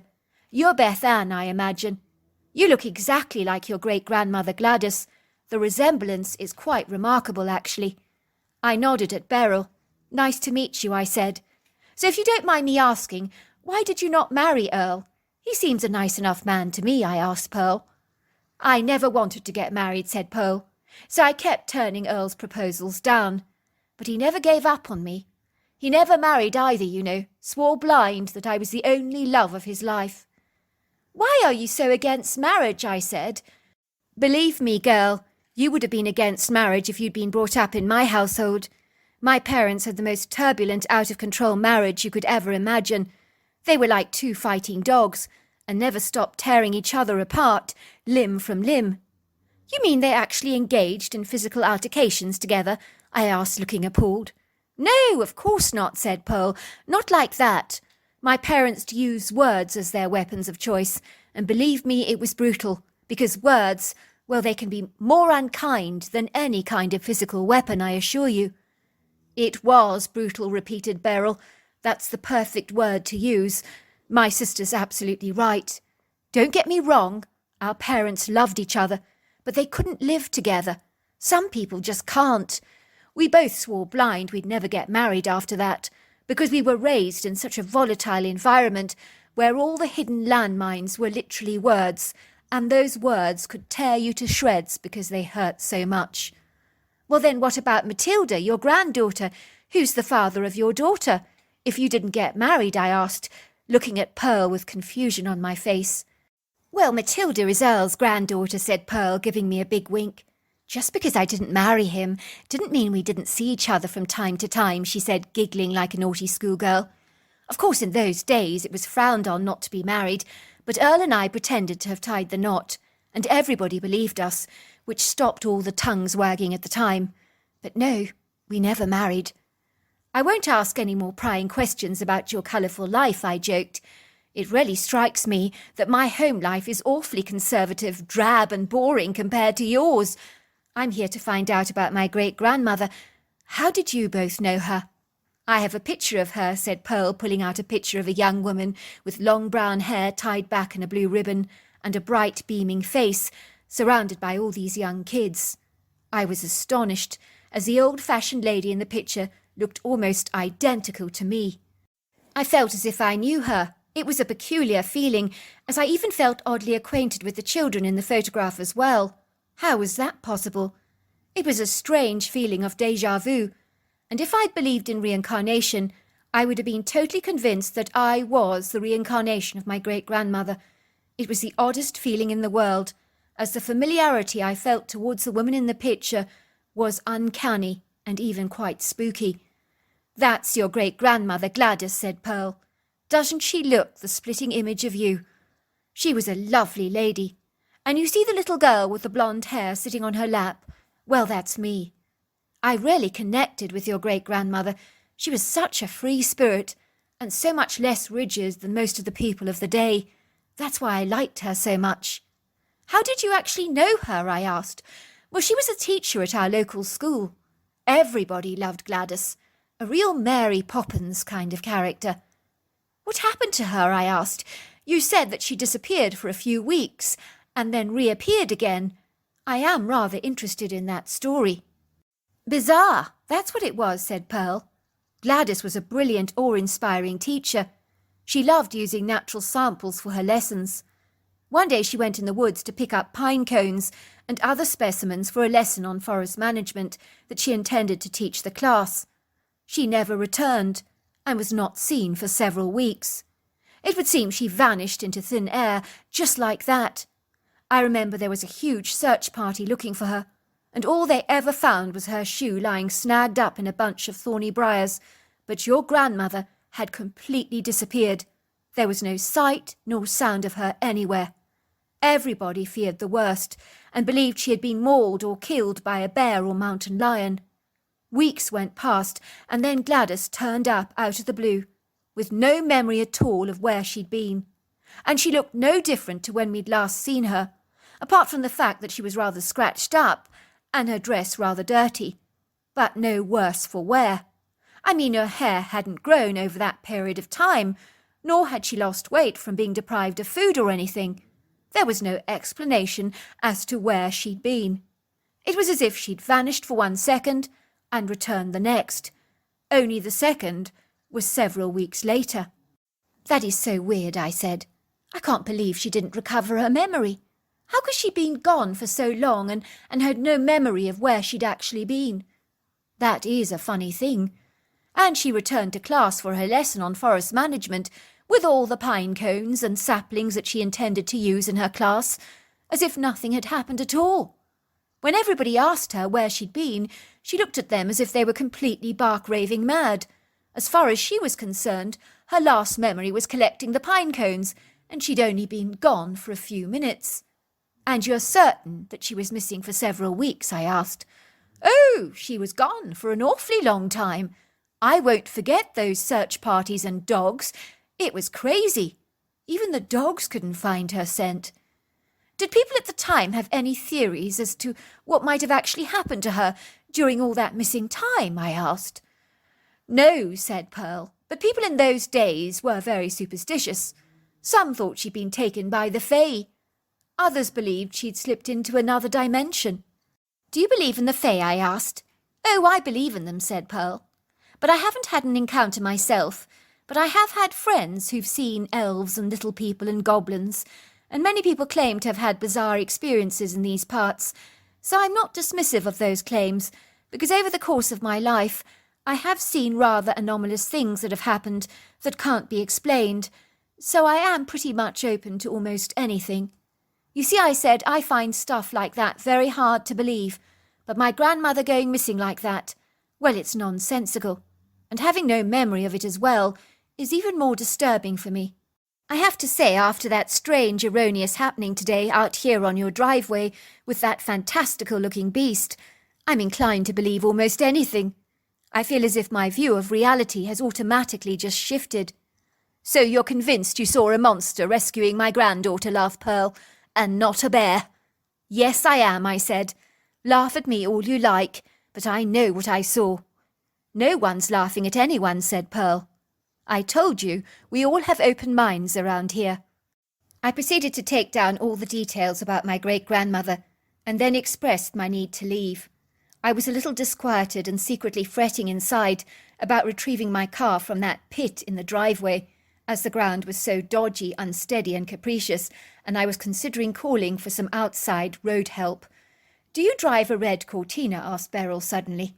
Yes, I said. How do you know? Well, it's parked in the rear driveway, she said. I looked out of the rear of the kitchen window, with a look of bewildered astonishment on my face. Is this some kind of a practical joke? I stammered. I mean, how did my car get out of the pit back there?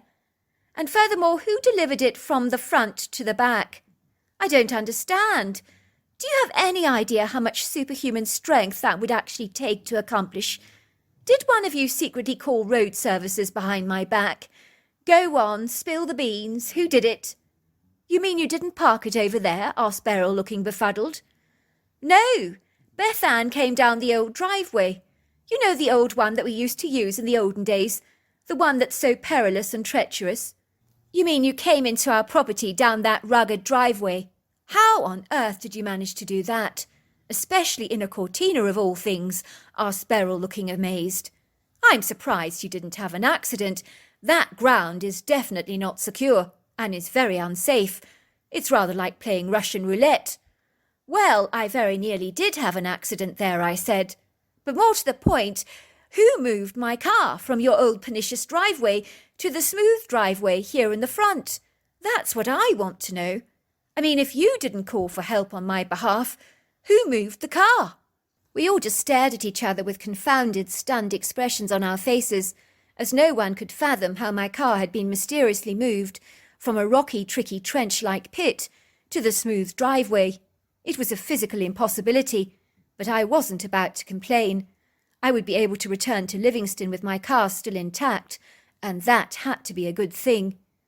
Maybe you are like your great-grandmother, laughed Pearl, and you attract anomalous events to you, like metal fillings to a magnet. You even look like your great-grandmother, but please don't be like her and disappear for weeks on end. I couldn't bear that. I laughed and climbed into the car, wishing the two ladies well. You'll call me when you get to Livingston, won't you? Said Pearl. It'll make me feel assured if I know you arrived home safely. As I was driving down the long driveway, heavily flanked on either side by trees, I stopped short in my tracks, for I had seen something moving behind the Douglas firs, and I got the ominous feeling that something and someone was watching me. I slammed on the brakes to have a better look, and sure enough, I saw a creature peeking at me from behind a tree. I got out of my cortina, for reasons even I cannot understand, and walked over to the tree. For a moment the creature stood still, so still in fact that I thought I was staring at a large tree stump, but then I looked at the stump again, and it physically moved. If it hadn't moved, I would have walked away, none the wiser. I realised the stump was the creature I'd seen. It stood there, and its deep-set dark eyes were pinned on me curiously. It was the creature that I had assured Pearl I had seen, and seeing it for the second time confirmed to me that it was predominantly human, and was powerful, majestic, and lofty, but also remarkably intelligent.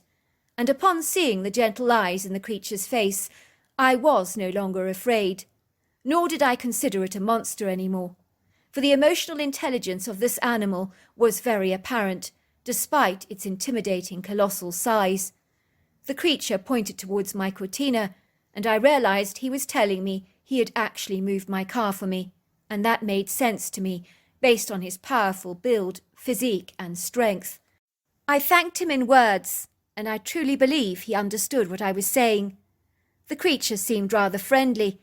He stood there watching me as I climbed into my cortina, and then he ran alongside my car, until I took the next turning, and then he turned around and glided back from whence he'd come. All these years later, I realised I'd encountered a Bigfoot. So there you are. That's my story. Dear Sarah and all your lovely listeners, the fire crackled cheerfully in the grate, its yellow-gold flames crepitating brightly, folding and burning the timber, and all eyes on this evening were glued to my grandfather as the winds wailed outside the beguiling old-world farmhouse with its rustic provincial influences. The sky was lit up with the mesmerising jagged yellow patterns of the ominous lightning that flashed across the sky like angry shooting stars. In the distance we could hear the heavy booms and crashes of thunder and the loud pitter-patter of torrential rain on the roof as the heavens opened and it began to pour. It was a cool night, and so the warmth of the fire offered great comfort for us as we huddled close together, and the storm seemed to complement my grandfather's story that he was beginning to tell us, as it brought that element of drama to this hair-raising account that left my brother Rupert and I completely gobsmacked, and really made me begin to wonder more about this strange world we all inhabit. For one thing I knew with certainty was that my grandfather was honest as the day is long, and was never ever inclined to make up fictitious stories. "Is it true, Gramps?" I said. "It is a very true story," Gramps said, rubbing his long white beard reflectively. "It's not a subject many talk about, but throughout history, all around the world, there have been hair-raising accounts about very strange encounters with direful hellhounds, and often they're considered harbingers of death. If you see one 3 times, that is. It isn't a surprise that not many would wish to talk about such encounters, but around these parts, a few of my father's friends had indeed spotted the very same hellhound that we encountered one dark autumn night." "So when did you see it, Grandpa?" I asked. "It was in 1947, to be precise, and I was 12 years old at the time. Quite a grown-up 12-year-old, mind you. and my father was driving his new car around the countryside. I think it was a Chrysler, and it only cost him about $800 to purchase. And in those days, I recall a gallon of gas was a whopping 18 cents.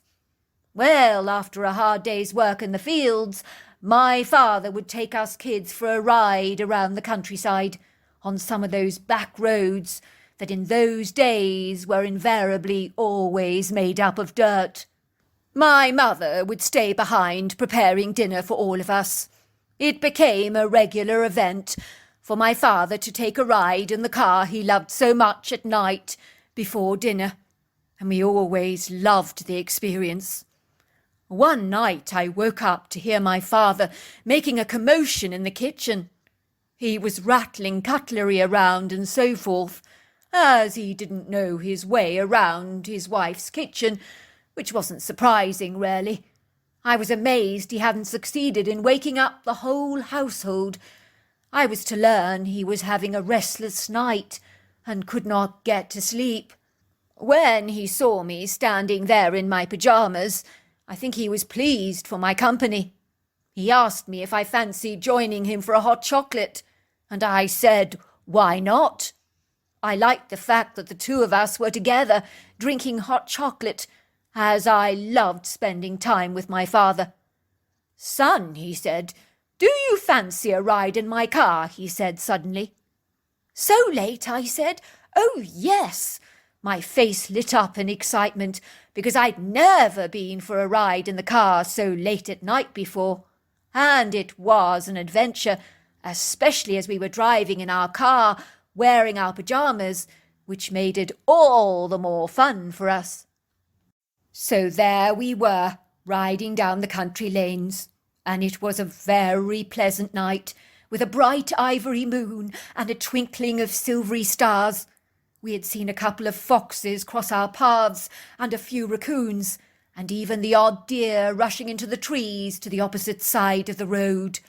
We were driving past the old cemetery when all of a sudden we saw this monstrous creature running through the gates of the cemetery at one hell of a speed, and it slowed down as it crossed the path in front of my father's car. Luckily, my father slammed on the brakes in time, and I remember him saying, "What the hell is that?" There was an inauspicious, portentous silence in that car. Our eyes were pinned to the spectral, ghostly beast that was seemingly not of this world. It looked like a demoniacal, huge dog with oversized chest and rib cage that slimmed down to a narrow waist, and it had menacing, baleful eyes, the colour of red traffic lights.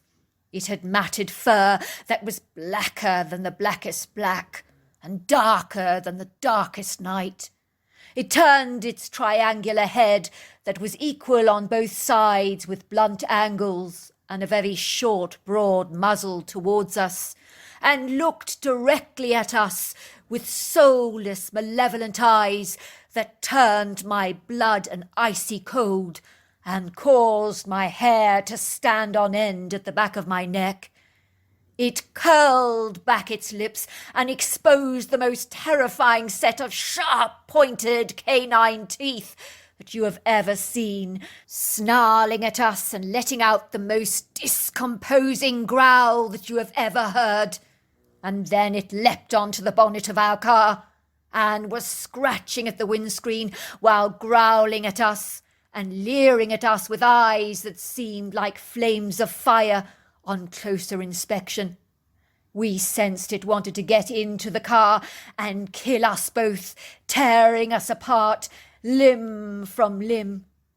"Go, Dad," I screamed. "Go! Drive! Please drive!" I said, the tears pouring down my face as the fear I felt was incapacitating, and I was so sure the weight of the dog would serve to break the windscreen, and then we would be dinner for this creature. My father was a stoic, impassive, unflappable man, never willing to share his emotions with anyone. But on this occasion, I saw the sweat pouring down his forehead, and his fingers and body were shaking and trembling so much that he struggled to even start up the engine again. He was trying not to look at the roaring creature that was glaring in at us through the windscreen and scratching away at the glass. We were completely intimidated by this beast that would make an aggressive Rottweiler or a pit bull look like a mere puppy. Finally, he got the engine started and the dog leapt off our bonnet 8 feet down the road, landing flawlessly with the agility of a domestic cat, and then it disappeared into the trees that surrounded the graveyard and was thankfully gone from our sight. We bolted out there as fast as we could. We could feel the eyes of the dog still upon us, even though he was long since gone. The next day my father took the car to get patched up because of the deep scratches in patterns of 3 heavily etched in the car, and the panel beater claimed he'd never seen scratches like this before. "Who did this to your car?" he asked my father, looking befuddled. "It was some kind of a hound," my father explained. "This was no hound, sir," he said. "For a start, a dog has several claws, but this creature that has marked your car has marked it in 3 scratches, which means the creature that did this only had 3 toes. But no hound could have done this to your car, sir. It's not even remotely possible," he said. "Now, if you did tell me it was the devil's dog, then I might just believe you," he teased. 3 scratches is demonical, you know, and is often used to insult the Holy Trinity, the Father, the Son, and the Holy Spirit. "He said that?" I asked, amazed. "He said that," said my grandfather. "He was right on the money." We were soon to learn that a few of the locals had indeed seen sightings of this rather strange, elusive creature, and everyone believed we'd seen the Appalachian hellhound, which is said to hunt the back roads of rural Kentucky and Virginia, for no one was in any doubt that this creature was from the realms of hell itself. My grandfather also told me that one of our neighbours, a very likeable gentleman called Bobby Finley, saw the hellhound twice, and on the 3rd time he saw it, he told his wife he knew he was going to die. He believed this hellhound was indeed a harbinger of death. "I've seen it 3 times, love," he told her. "I know it means I'm going to die." She scolded him, telling him to pull himself together and to stop being so ridiculous and melodramatic. And of course he wasn't going to die, as it was just superstitious nonsense. But that night a tree collapsed on the bedroom area of his farmhouse, causing the building to collapse upon him and killing him instantly, while his wife, who was in the very same bedroom, was left without a single scratch on her, as the debris from the roof had completely abandoned her side of the bed. Even the sheriff said it looked like a deliberate hit on her husband, almost as if all the rubble was designated to collapse precisely on him.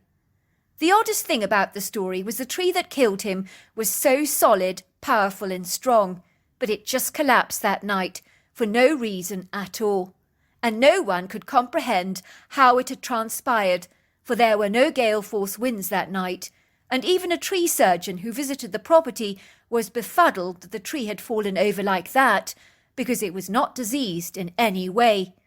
So after that event, everyone who ever saw the hellhound was absolutely petrified of seeing it another 2 times, because they too believed that should that happen to them, they would meet a very sudden, tragic demise.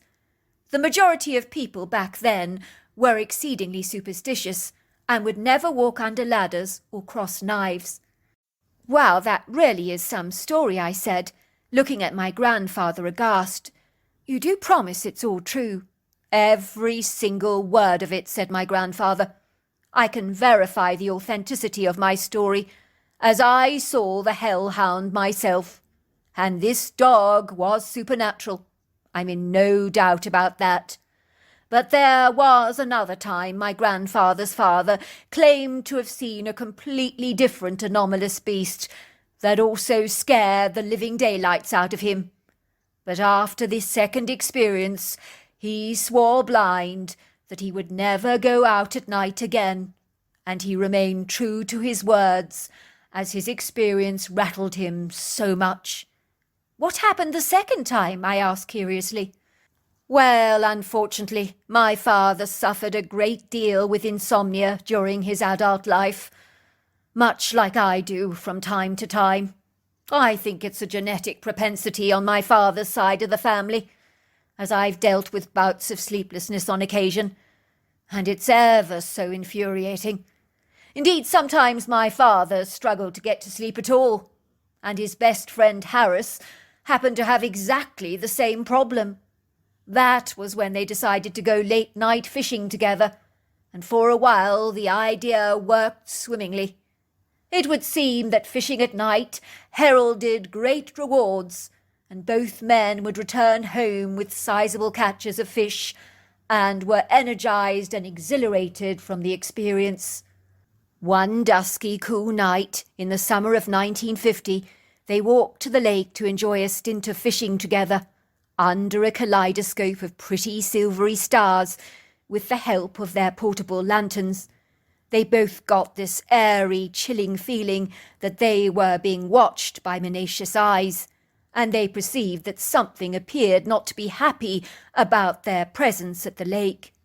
They couldn't explain why they both had this same poignant revelation, but they used their lanterns to light up the area, but saw nothing there. Yet both men had a very certain uncanny inkling that they were still being watched, but foolishly disregarded those foreboding, intuitive warnings that told them to leave forthwith. But their desire to fish overcame their faint reservations. After fishing for a while, my father turned around to talk to Harris, as nothing appeared to be biting. He assumed Harris was sitting next to him, and was mortified to discover his best friend had completely vanished and was no longer beside him. In that moment he was filled with a discomposing feeling of impending dread, and sensed that something was very wrong indeed, and in great angst he began to call out for his friend desperately. And then he saw a familiar figure struggling in the water, and was relieved to see it was Harris, and unhesitantly he ran towards him and pulled him out. He was appalled to see that his friend was quite literally trembling in terror. "What the hell happened to you?" he asked Harris. "You're soaking wet. Did you just fall into the water? It's unlike you to be so clumsy and unsteady on your feet." Harris looked at my father with eyes as round as saucers. "Something huge, with long hairy arms, pulled me into the water," he exclaimed. "I could feel these powerful big hands gripping me, and something was dunking me under the water and trying to drown me. This thing, it was so large and powerful, and it held me down with such a brute force, and then it released its grip upon me. I felt like it was trying to drown me, but then it very suddenly just let me go. I really thought I was going to die. I've never been so terrified in all my life," he wailed.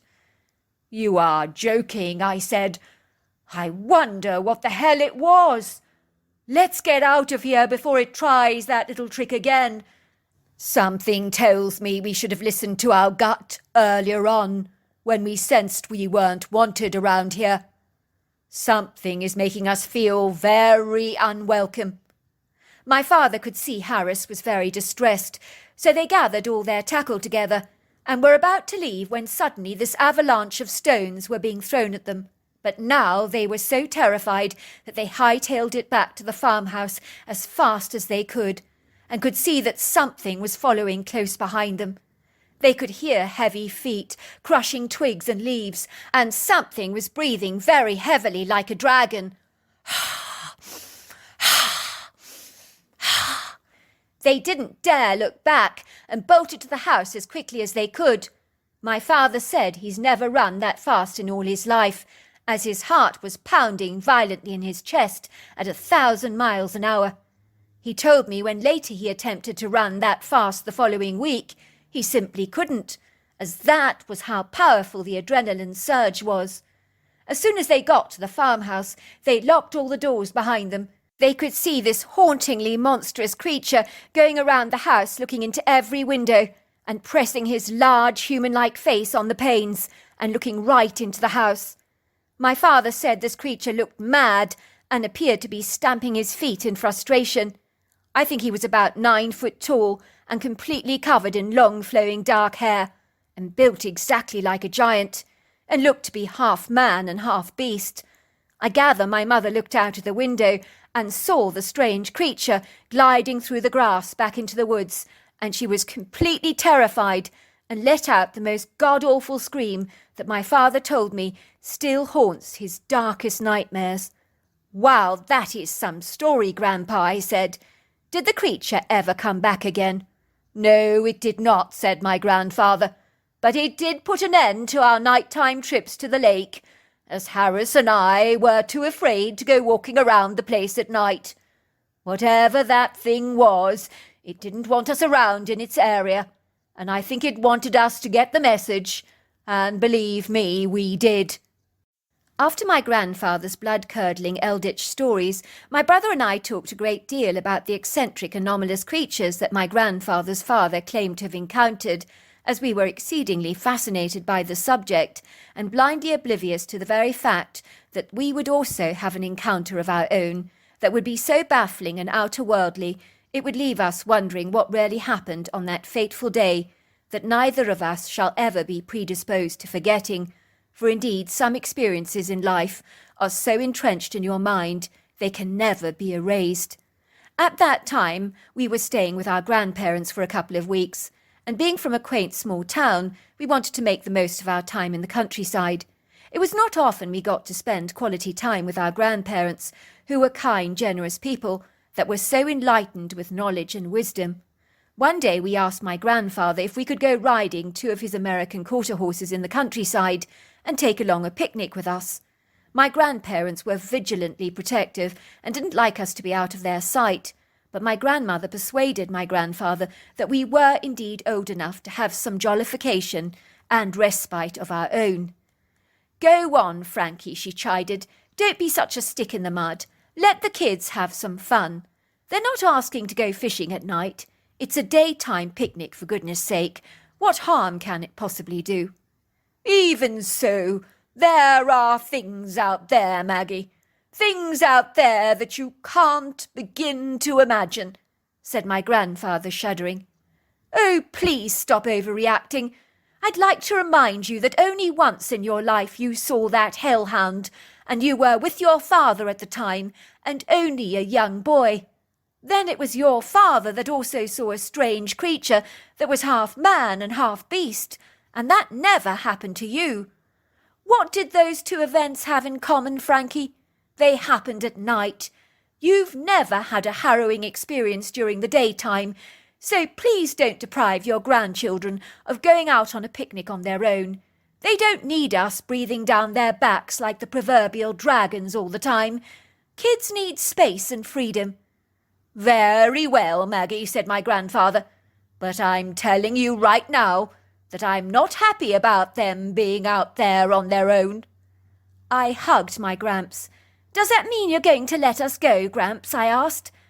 "You can go," said my grandfather. "Your grandmother's right. You boys both need some space." I was elated to be riding with my brother Rupert, who was my best friend in the entire world, as well as, of course, my brother, down some backcountry roads in the Kentucky countryside, and along some of the precipitous horse-riding trails that were awful to navigate by foot, but on the back of a horse it was plain sailing and exceedingly pleasurable. "Did you see the way Gramps reacted over us spending time on our own?" I said to Rupert. "I do feel sorry for him. I had no idea how seeing that hellhound impacted his life so badly, and what happened to his father indirectly has troubled him significantly. I think it's impacted his life so negatively. I really do." "Well, let's not kid. He had one hell of a scare," said Rupert, "and an event like that can really have long-term ramifications in quite a profound way, I imagine. I think he must be suffering from post-traumatic stress disorder." "I think he should get help for it," I said, "because it's not natural to live in fear every day." After a long, steady trot around the countryside, Rupert and I found a beautiful flowery meadow, bursting with colourful spring flowers, where we let the horses out to graze, while we unrolled our picnic blanket and pressed it down firmly on the long grass, and then we unclasped the picnic basket and began to open up the containers of delectable food my grandmother had packed for us, which included homemade lemonade, cold slices of quiche Lorraine, and some ham and tomato sandwiches. The creme de la creme was my grandmother's homemade, very squidgy, fudgy chocolate brownies that were absolutely sensational. "Why does everything taste so much better when eaten out of doors?" I asked Rupert, biting hungrily into my sandwich and savouring the delicious flavours. "It's so exquisitely beautiful out here. I wish we could stay here forever. I do much prefer living in the country than back at the town." We were feeling so relaxed, lying on our picnic rugs, while the rays of the sun warmed up our bodies, and being early spring after the long drawn-out winter, it was fabulous to be soaking up all this ravishing sunshine. All of a sudden we both heard the loud, terrified screams of a woman who was clearly in trouble, and we didn't hesitate to drop our picnic and run through the trees down some of the hiking trails towards the sound. It was clear that a young woman was very much in trouble. We found her trembling violently and sobbing uncontrollably. She was pointing towards the riding trail. "It took my little niece," she cried. "It took Bethany. What am I going to do?" "How old is she?" I asked. 5 years old, she said, grabbing me by the shirt and shaking me violently. "You have to help her. You have to help her. Please, please, hurry." "What did the perpetrator look like?" I asked. I could hardly discern a word the woman was saying, because she was incoherent through her blubbering tears, and her mumbling was virtually inaudible. I could pick up the words tall, big, and dark. "Don't worry," I said to her. "I may only be 14 years old, but I'm very strong, and I'll get your niece back for you, I promise you." I felt angry to think that some man had the blatant audacity to kidnap a young kid like this, but this wasn't the first time I'd heard of such insidious behaviour before. In truth, I was really secretly quite excited about apprehending this horrible bully, because over the years I'd taken up defensive fighting, and like any young man, I rather fancied myself as a hero. In my mind's eye, I could see myself being applauded by so many people, all calling me a selfless, brave hero, and I liked the picture forming in my head very much. I quickly gathered a piece of timber in my hands, and my brother and I boldly ran as fast as we could down the long hiking trail. And that was when we saw the monstrous silhouette of a figure with very powerful muscular back, and the biceps the like of what most bodybuilders would literally kill for. I could see a little girl balanced precariously around his shoulders, and I could hear her frightened little whimpers. We realised quickly that the girl had been abducted by something that wasn't human at all. In some respects it rather reminded me of a bear, but this creature was far bigger than a bear, with overlong arms and very powerful legs, and covered in long flowing dark hair. At a guess he towered at 8 foot tall and 3 foot across the shoulder area. We were close behind him, and my brother and I looked at each other with troubled, disturbed eyes, realising we were going to attempt to take on a creature much heavier and bigger than ourselves, and from the rear view, it was monstrously big. Did we have a death wish or something? On the other hand, we couldn't just sit back and not help the frightened little girl, who was clearly in need of being rescued. We had to do something. I courageously picked up some random stones and started hurling them at the creature's back. "Put her down!" I screamed at the top of my lungs. The creature stopped dead in his tracks and turned around to look at us, swivelling his head in our direction and looking at us through deep-set eyes that were growing incandescent with rage. I do believe he was offended and insulted that we would dare to challenge the likes of him. I continued to scream at the top of my voice, and my brother joined in with me, and we both screamed together, and the noise we made was ear-piercingly loud. "Put her down!" we both screamed together. I do remember learning once that screaming at a perpetrator loud enough can actually frighten, disarm, disorientate and confuse them. So I didn't let up on my screaming and continued to throw stones at the creature, trying to hit him as hard as I could, but I seemed to be failing miserably. I honestly don't know what overcame me.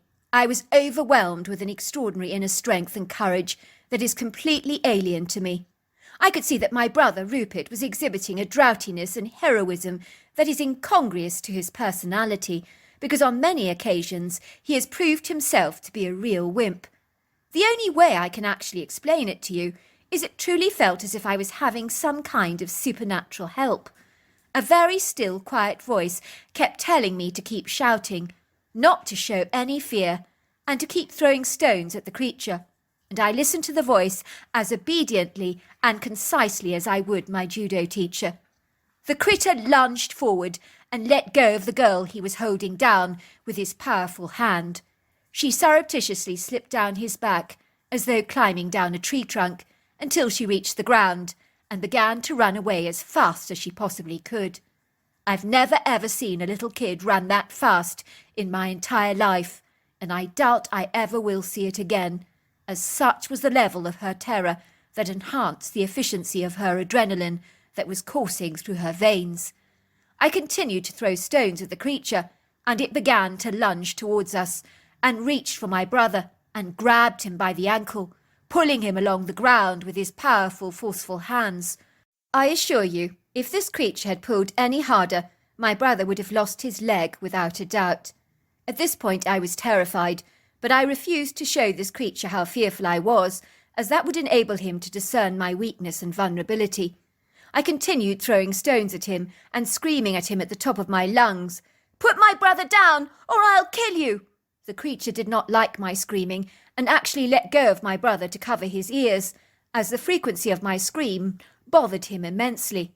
With his hands over his ears, the creature roared at us, and his nostrils were flaring. The next thing I knew was that I was flung over the creature's shoulders, kicking and screaming with all my life. "Put me down!" I shouted. "Put me down!" But the creature held me down with a powerful, forceful hold, and I was rendered completely disabled. All of a sudden I heard this gunshot, and there was a woman standing there in the woods carrying a rifle in her hands that she fired up into the sky to warn the creature. I do not know who she was, but I do remember she had the most beautiful blue eyes that I've ever seen. I can honestly say she looked like she'd stepped out of our history books from another time into our reality.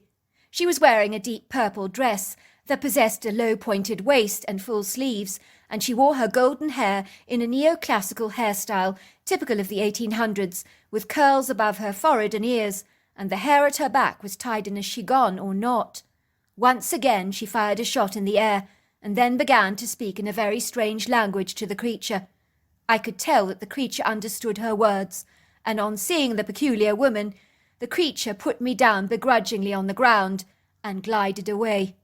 "Are you all right?" the woman asked me. "Yes, I'm fine," I said. "Thank you so much for helping me." "It's my pleasure," said the woman. "It's what I'm here for, to help." "Who are you, ma'am?" I asked. "I haven't seen you around here before. You dress kind of different to the folk around here, and you speak kind of posh."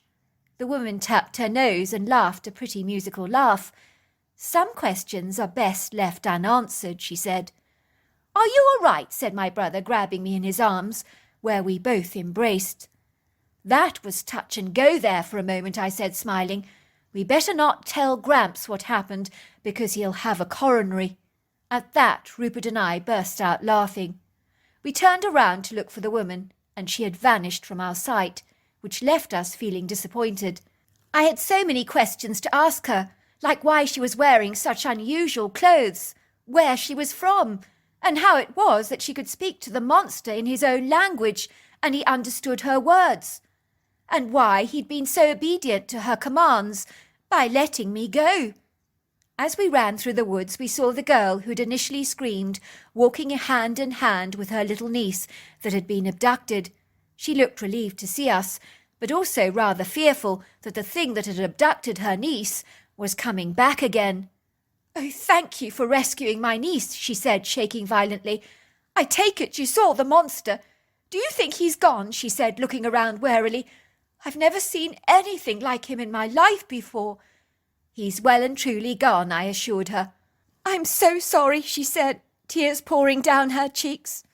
"I should have never asked you for your help. That dreadful thing, it could have killed you both. Truly, I don't understand why you both aren't dead. Really, I don't." "Well, we very nearly didn't fare too well," I admitted. "But we had to help your niece. We couldn't just do nothing and allow that thing to abduct her." "Well, you are the bravest people I've ever met. I have to tell you that." "Thanks," I said. "You didn't by any chance bump into a lady in a purple dress, did you?" "Sorry," said the girl. "I didn't see anyone like that around here. Can I ask you to tell no one what happened today? Because if my aunt or uncle had an inkling that their daughter was nearly abducted, I'd never be able to take her out again, and I would absolutely hate that." "Consider it a deal," I said. "I won't say a word." Of course, when we returned back to the farmhouse, we told our grandmother about the woman we'd seen in the woods with the purple dress, but about the incongruous creature we'd met, we told her nothing. My grandmother looked at us with a startled expression. "You saw the woman in the purple dress," she said. "There is an ancient legend of a woman in a purple dress, called the Lady of the Forest, who communicates with all the animals, and their stories going back 100 years of lone hikers being rescued by this lady in purple. But the moment they turn around, she's always vanished. But you boys weren't in a spot of trouble, so why you saw her, I can't even imagine." "How was the picnic?" my grandfather asked, looking at us with twinkling eyes. "It was great," I said. "See, your grandmother was right. I worry too much for no reason at all," he chuckled. Little did he realise how much drama we had both been through with a creature I now know is called Bigfoot, and a woman who stepped out of the pages of legend and rescued me, leaving my brother and I to conclude that legends may indeed be true accounts and not just fables or fanciful stories. So there you are. That's my story. The story I have tonight is so remarkable it seems almost unbelievable, but it really did happen. And it's a story of a young boy who had an amazing encounter with a Bigfoot that seems almost out of this world. So let's get started. I know you're going to enjoy the story. It's called My Son's Bigfoot Secret. My name is Yvonne, and I live amidst the scenic rolling hills of Morgan County, Missouri, on about 150 acres of land. We are situated about 15 miles of North Versailles and west of Tippon. Our property is an ideal location for hunting turkey and trophy whitetail. We have well over 40 acres of timber, including ubiquitous trees scattered liberally all over our property, as well as a glorious lake and several stunning ponds. We also keep livestock on our property, which include horses, cattle, a few pigs, and of course free-range chicken, which I love to raise. I have two sons, Cliff, who is 13, and Barry, who's 15, and my children were very outdoorsy. They used to spend countless hours exploring the outdoors. They would regularly go either hunting with turkey with their father or learning to hunt big whitetails on our land.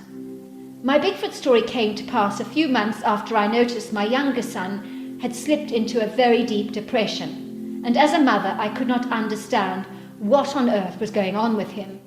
My son, who was normally up before the dawn chorus, helping his dad eagerly with the cows or going cycling on his mountain bike on our property with the sheepdog Rover running eagerly behind him, was now sleeping in late every morning until lunchtime and even over the weekends, and he never went out on his bike anymore, nor did he help his father with the cows or ever ride his favourite horse Clover. He just slept the whole time. I would try and encourage him to go on the turkey hunt with his dad, but he refused to go. Things got worse when the school phoned and told me that his grades had rapidly slipped and he had not attended the school sport games he was supposed to be involved in. Worse still, I found out from his two best friends that he had recently distanced himself from them, which was unlike him. My son had always been adventurous, extremely social, fun-loving, and had been popular at school. So what on earth was irking him, I wondered, and why was he so withdrawn? As a mother, you want to make everything right for your son, but my son refused to talk to me. He became defensive and angry, saying that there was nothing wrong with him and to quit bothering him. I took him to see a psychologist, but the woman got nothing out of him at all and said that the only time that she got any kind of response from my son was when his face lit up when he was stroking her 3 little sausage dogs, who warmed to him immediately. You see, my son adores animals. One day my older son was playing with a remote control while we were all eating a TV homemade lasagna and watching TV. And suddenly my older son turned into a program called Finding Bigfoot. Wow, he said, if Bigfoot was real, we could have one on our land. I mean, we've got the water, the food sources. Our land would be the perfect habitat for a creature like this. Pity they're not real, he said. Of course they're not, said my father. I was beginning to worry that you were believing all this hogwash. What about all the sightings people claim to have had? Said Barry. Son, I have hunted this land all my life, as my father did before me, and never in my entire life have I ever encountered such a creature. My bet is all these so-called sightings are really bears. Or hoaxes, said Barry, like all that crop circle stuff that made everyone believe they were being made by aliens. And then finally 2 people admitted to making those crop circles, which they did for many years. Well, that's really a whole nother topic, son, that I know nothing about, said my father. As a farmer and a hunter, I can safely say that Bigfoot is just the stuff of myth and legend for a gullible public to soak up. Suddenly my youngest son grew red in the face and looked furious. You, Dad, and Barry are such idiots, he said. You think you know everything, but you know nothing. And with that he stormed out of the television room in a dreadful huff.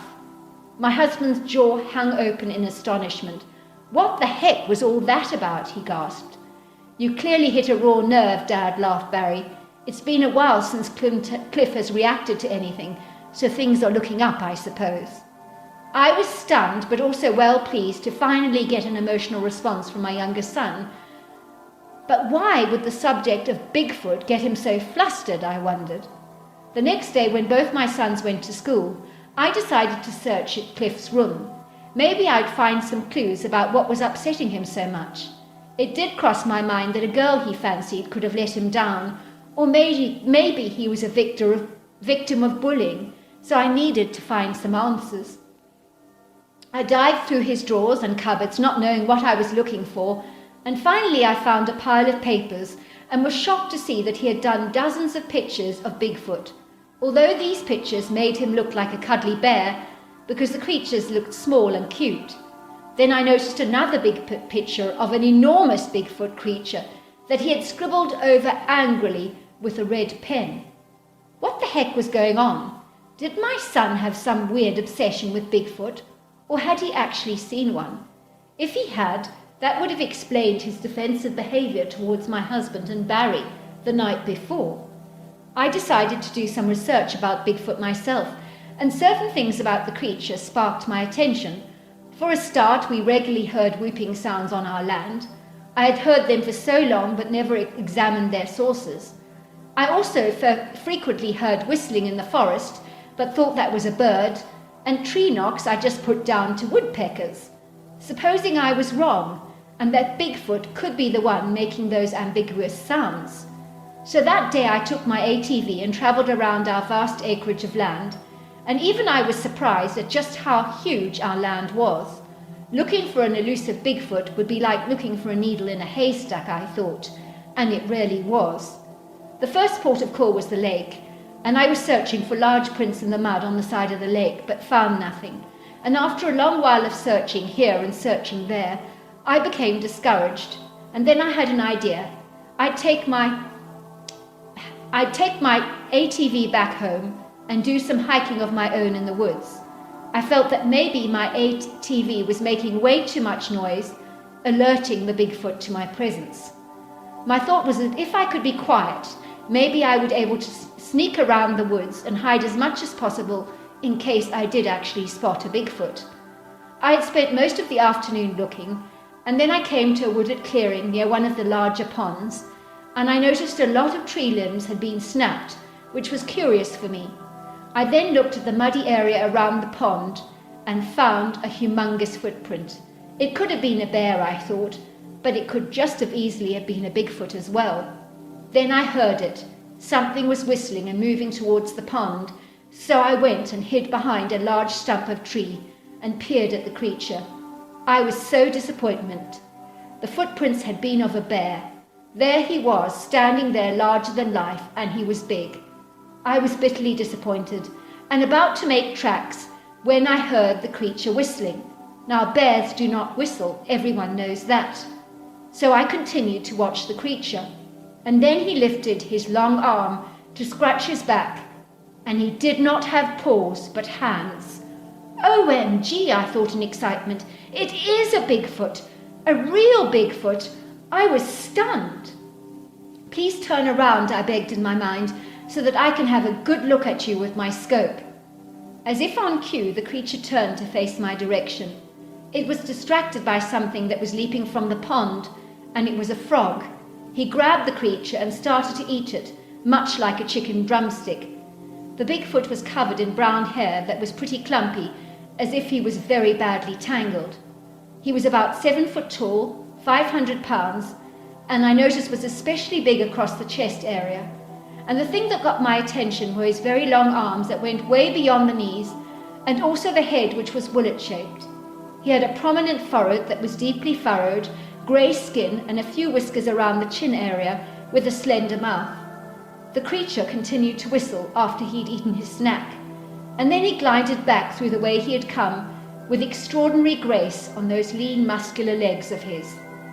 After my Bigfoot encounter, something shifted in me. I would say that all my life I had been the most dreadful cynic, like my husband. The other night, watching that Bigfoot program seemed ludicrous to me. How could a clever, intelligent, educated person believe in a creature like this? And now I had egg all over my face. Yet I was thrilled to be wrong, because the world was now so much more exciting for me, with endless possibilities. If Bigfoot was real, maybe other things I had discounted in the past could be true as well. When my son returned home from school, I asked him to come into my bedroom, as I needed to speak to him urgently about something. He sat warily at the end of my bed, looking anxious and twitching his fingers. "Are you mad at me about my grades?" he asked. "Well, they're not good, are they?" I said. "But that's not what I want to talk to you about. It's about Bigfoot." "What about Bigfoot?" asked my son, turning as white as a sheet. "I've seen him too," I said. "You've seen him?" gasped my son. "Which one?" he asked. "Are there more?" I asked in surprise. "3 that I know of," he said. "They're a family, you see." "How do you know this?" I asked. "'Cause I've seen them." "Wow," I said. "I'm amazed. Why did you not tell me?" "Like you would have believed me," he said. "Our whole family is so skeptical." "That's true," I admitted, "and I do apologize for that." "Why has Bigfoot upset you so much? Has this creature harmed you? I saw all that angry scribbling you did over that large Bigfoot picture of yours." Cliff was furious. "You went through my things," he gasped. "How could you do that, Mother? That's my private stuff. I want to know what has upset you so much. Recently you've been so withdrawn and depressed." "The big male Bigfoot will not let me play with the little one," he said, suddenly bursting into tears. I cradled Clive in my arms. "Well, maybe he's not comfortable with his child hanging around with you. Just like dads would not be thrilled if he knew you were hanging around Bigfoots." Suddenly we both cracked up laughing at the thought of my cynical husband seeing his son playing with a Bigfoot. So in a nutshell, my son told me that he had been playing with a 3-foot Bigfoot for many weeks. At first the little thing was very frightened of him, but he would talk to the creature and throw him some of his sandwiches from his tuck box. The creature grew to trust him, and they would play together, throwing stones in the pond. They would catch butterflies and then release them, watching them fly away. They would see who would catch a frog first. I liked him or her, he told me, because he made me laugh. He would imitate me in everything I did. He made me laugh so very much. One day the male Bigfoot roared at my son and scared him half to death by chasing after him and waving his fists angrily at him. He was not going to hurt me, but I knew he was telling me to stay away from the young one. I have not seen the young one since. Is that why you've been so sad? I asked him. That, and because I could not share my sadness with anyone, because I know that none of you would have believed me. I do, I told him, cradling him in my arms and kissing him on the head. I believe you, and I'm going to sort this all out. How? Asked my son. Well, I cannot talk to the large Bigfoot on your account, but I can get you your own dog. Really, Mum? Asked Clive, tears rolling down his cheeks. I thought she said I'd have to wait until I was older before I got a dog. Well, a girl is entitled to change her mind, I said. I'm glad to tell you that my son is back to his normal chirpy self. He continued to share his experiences with me about the Bigfoot, and that helped him to heal. As for his new mountain dog, Lassie, well, they're now inseparable. I hope you enjoyed my Bigfoot story. Well, hello there. I hope you enjoyed the Omnibus edition. We've got many more coming our way for you to listen to.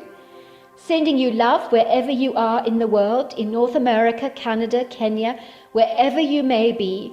I send you lots and lots of love.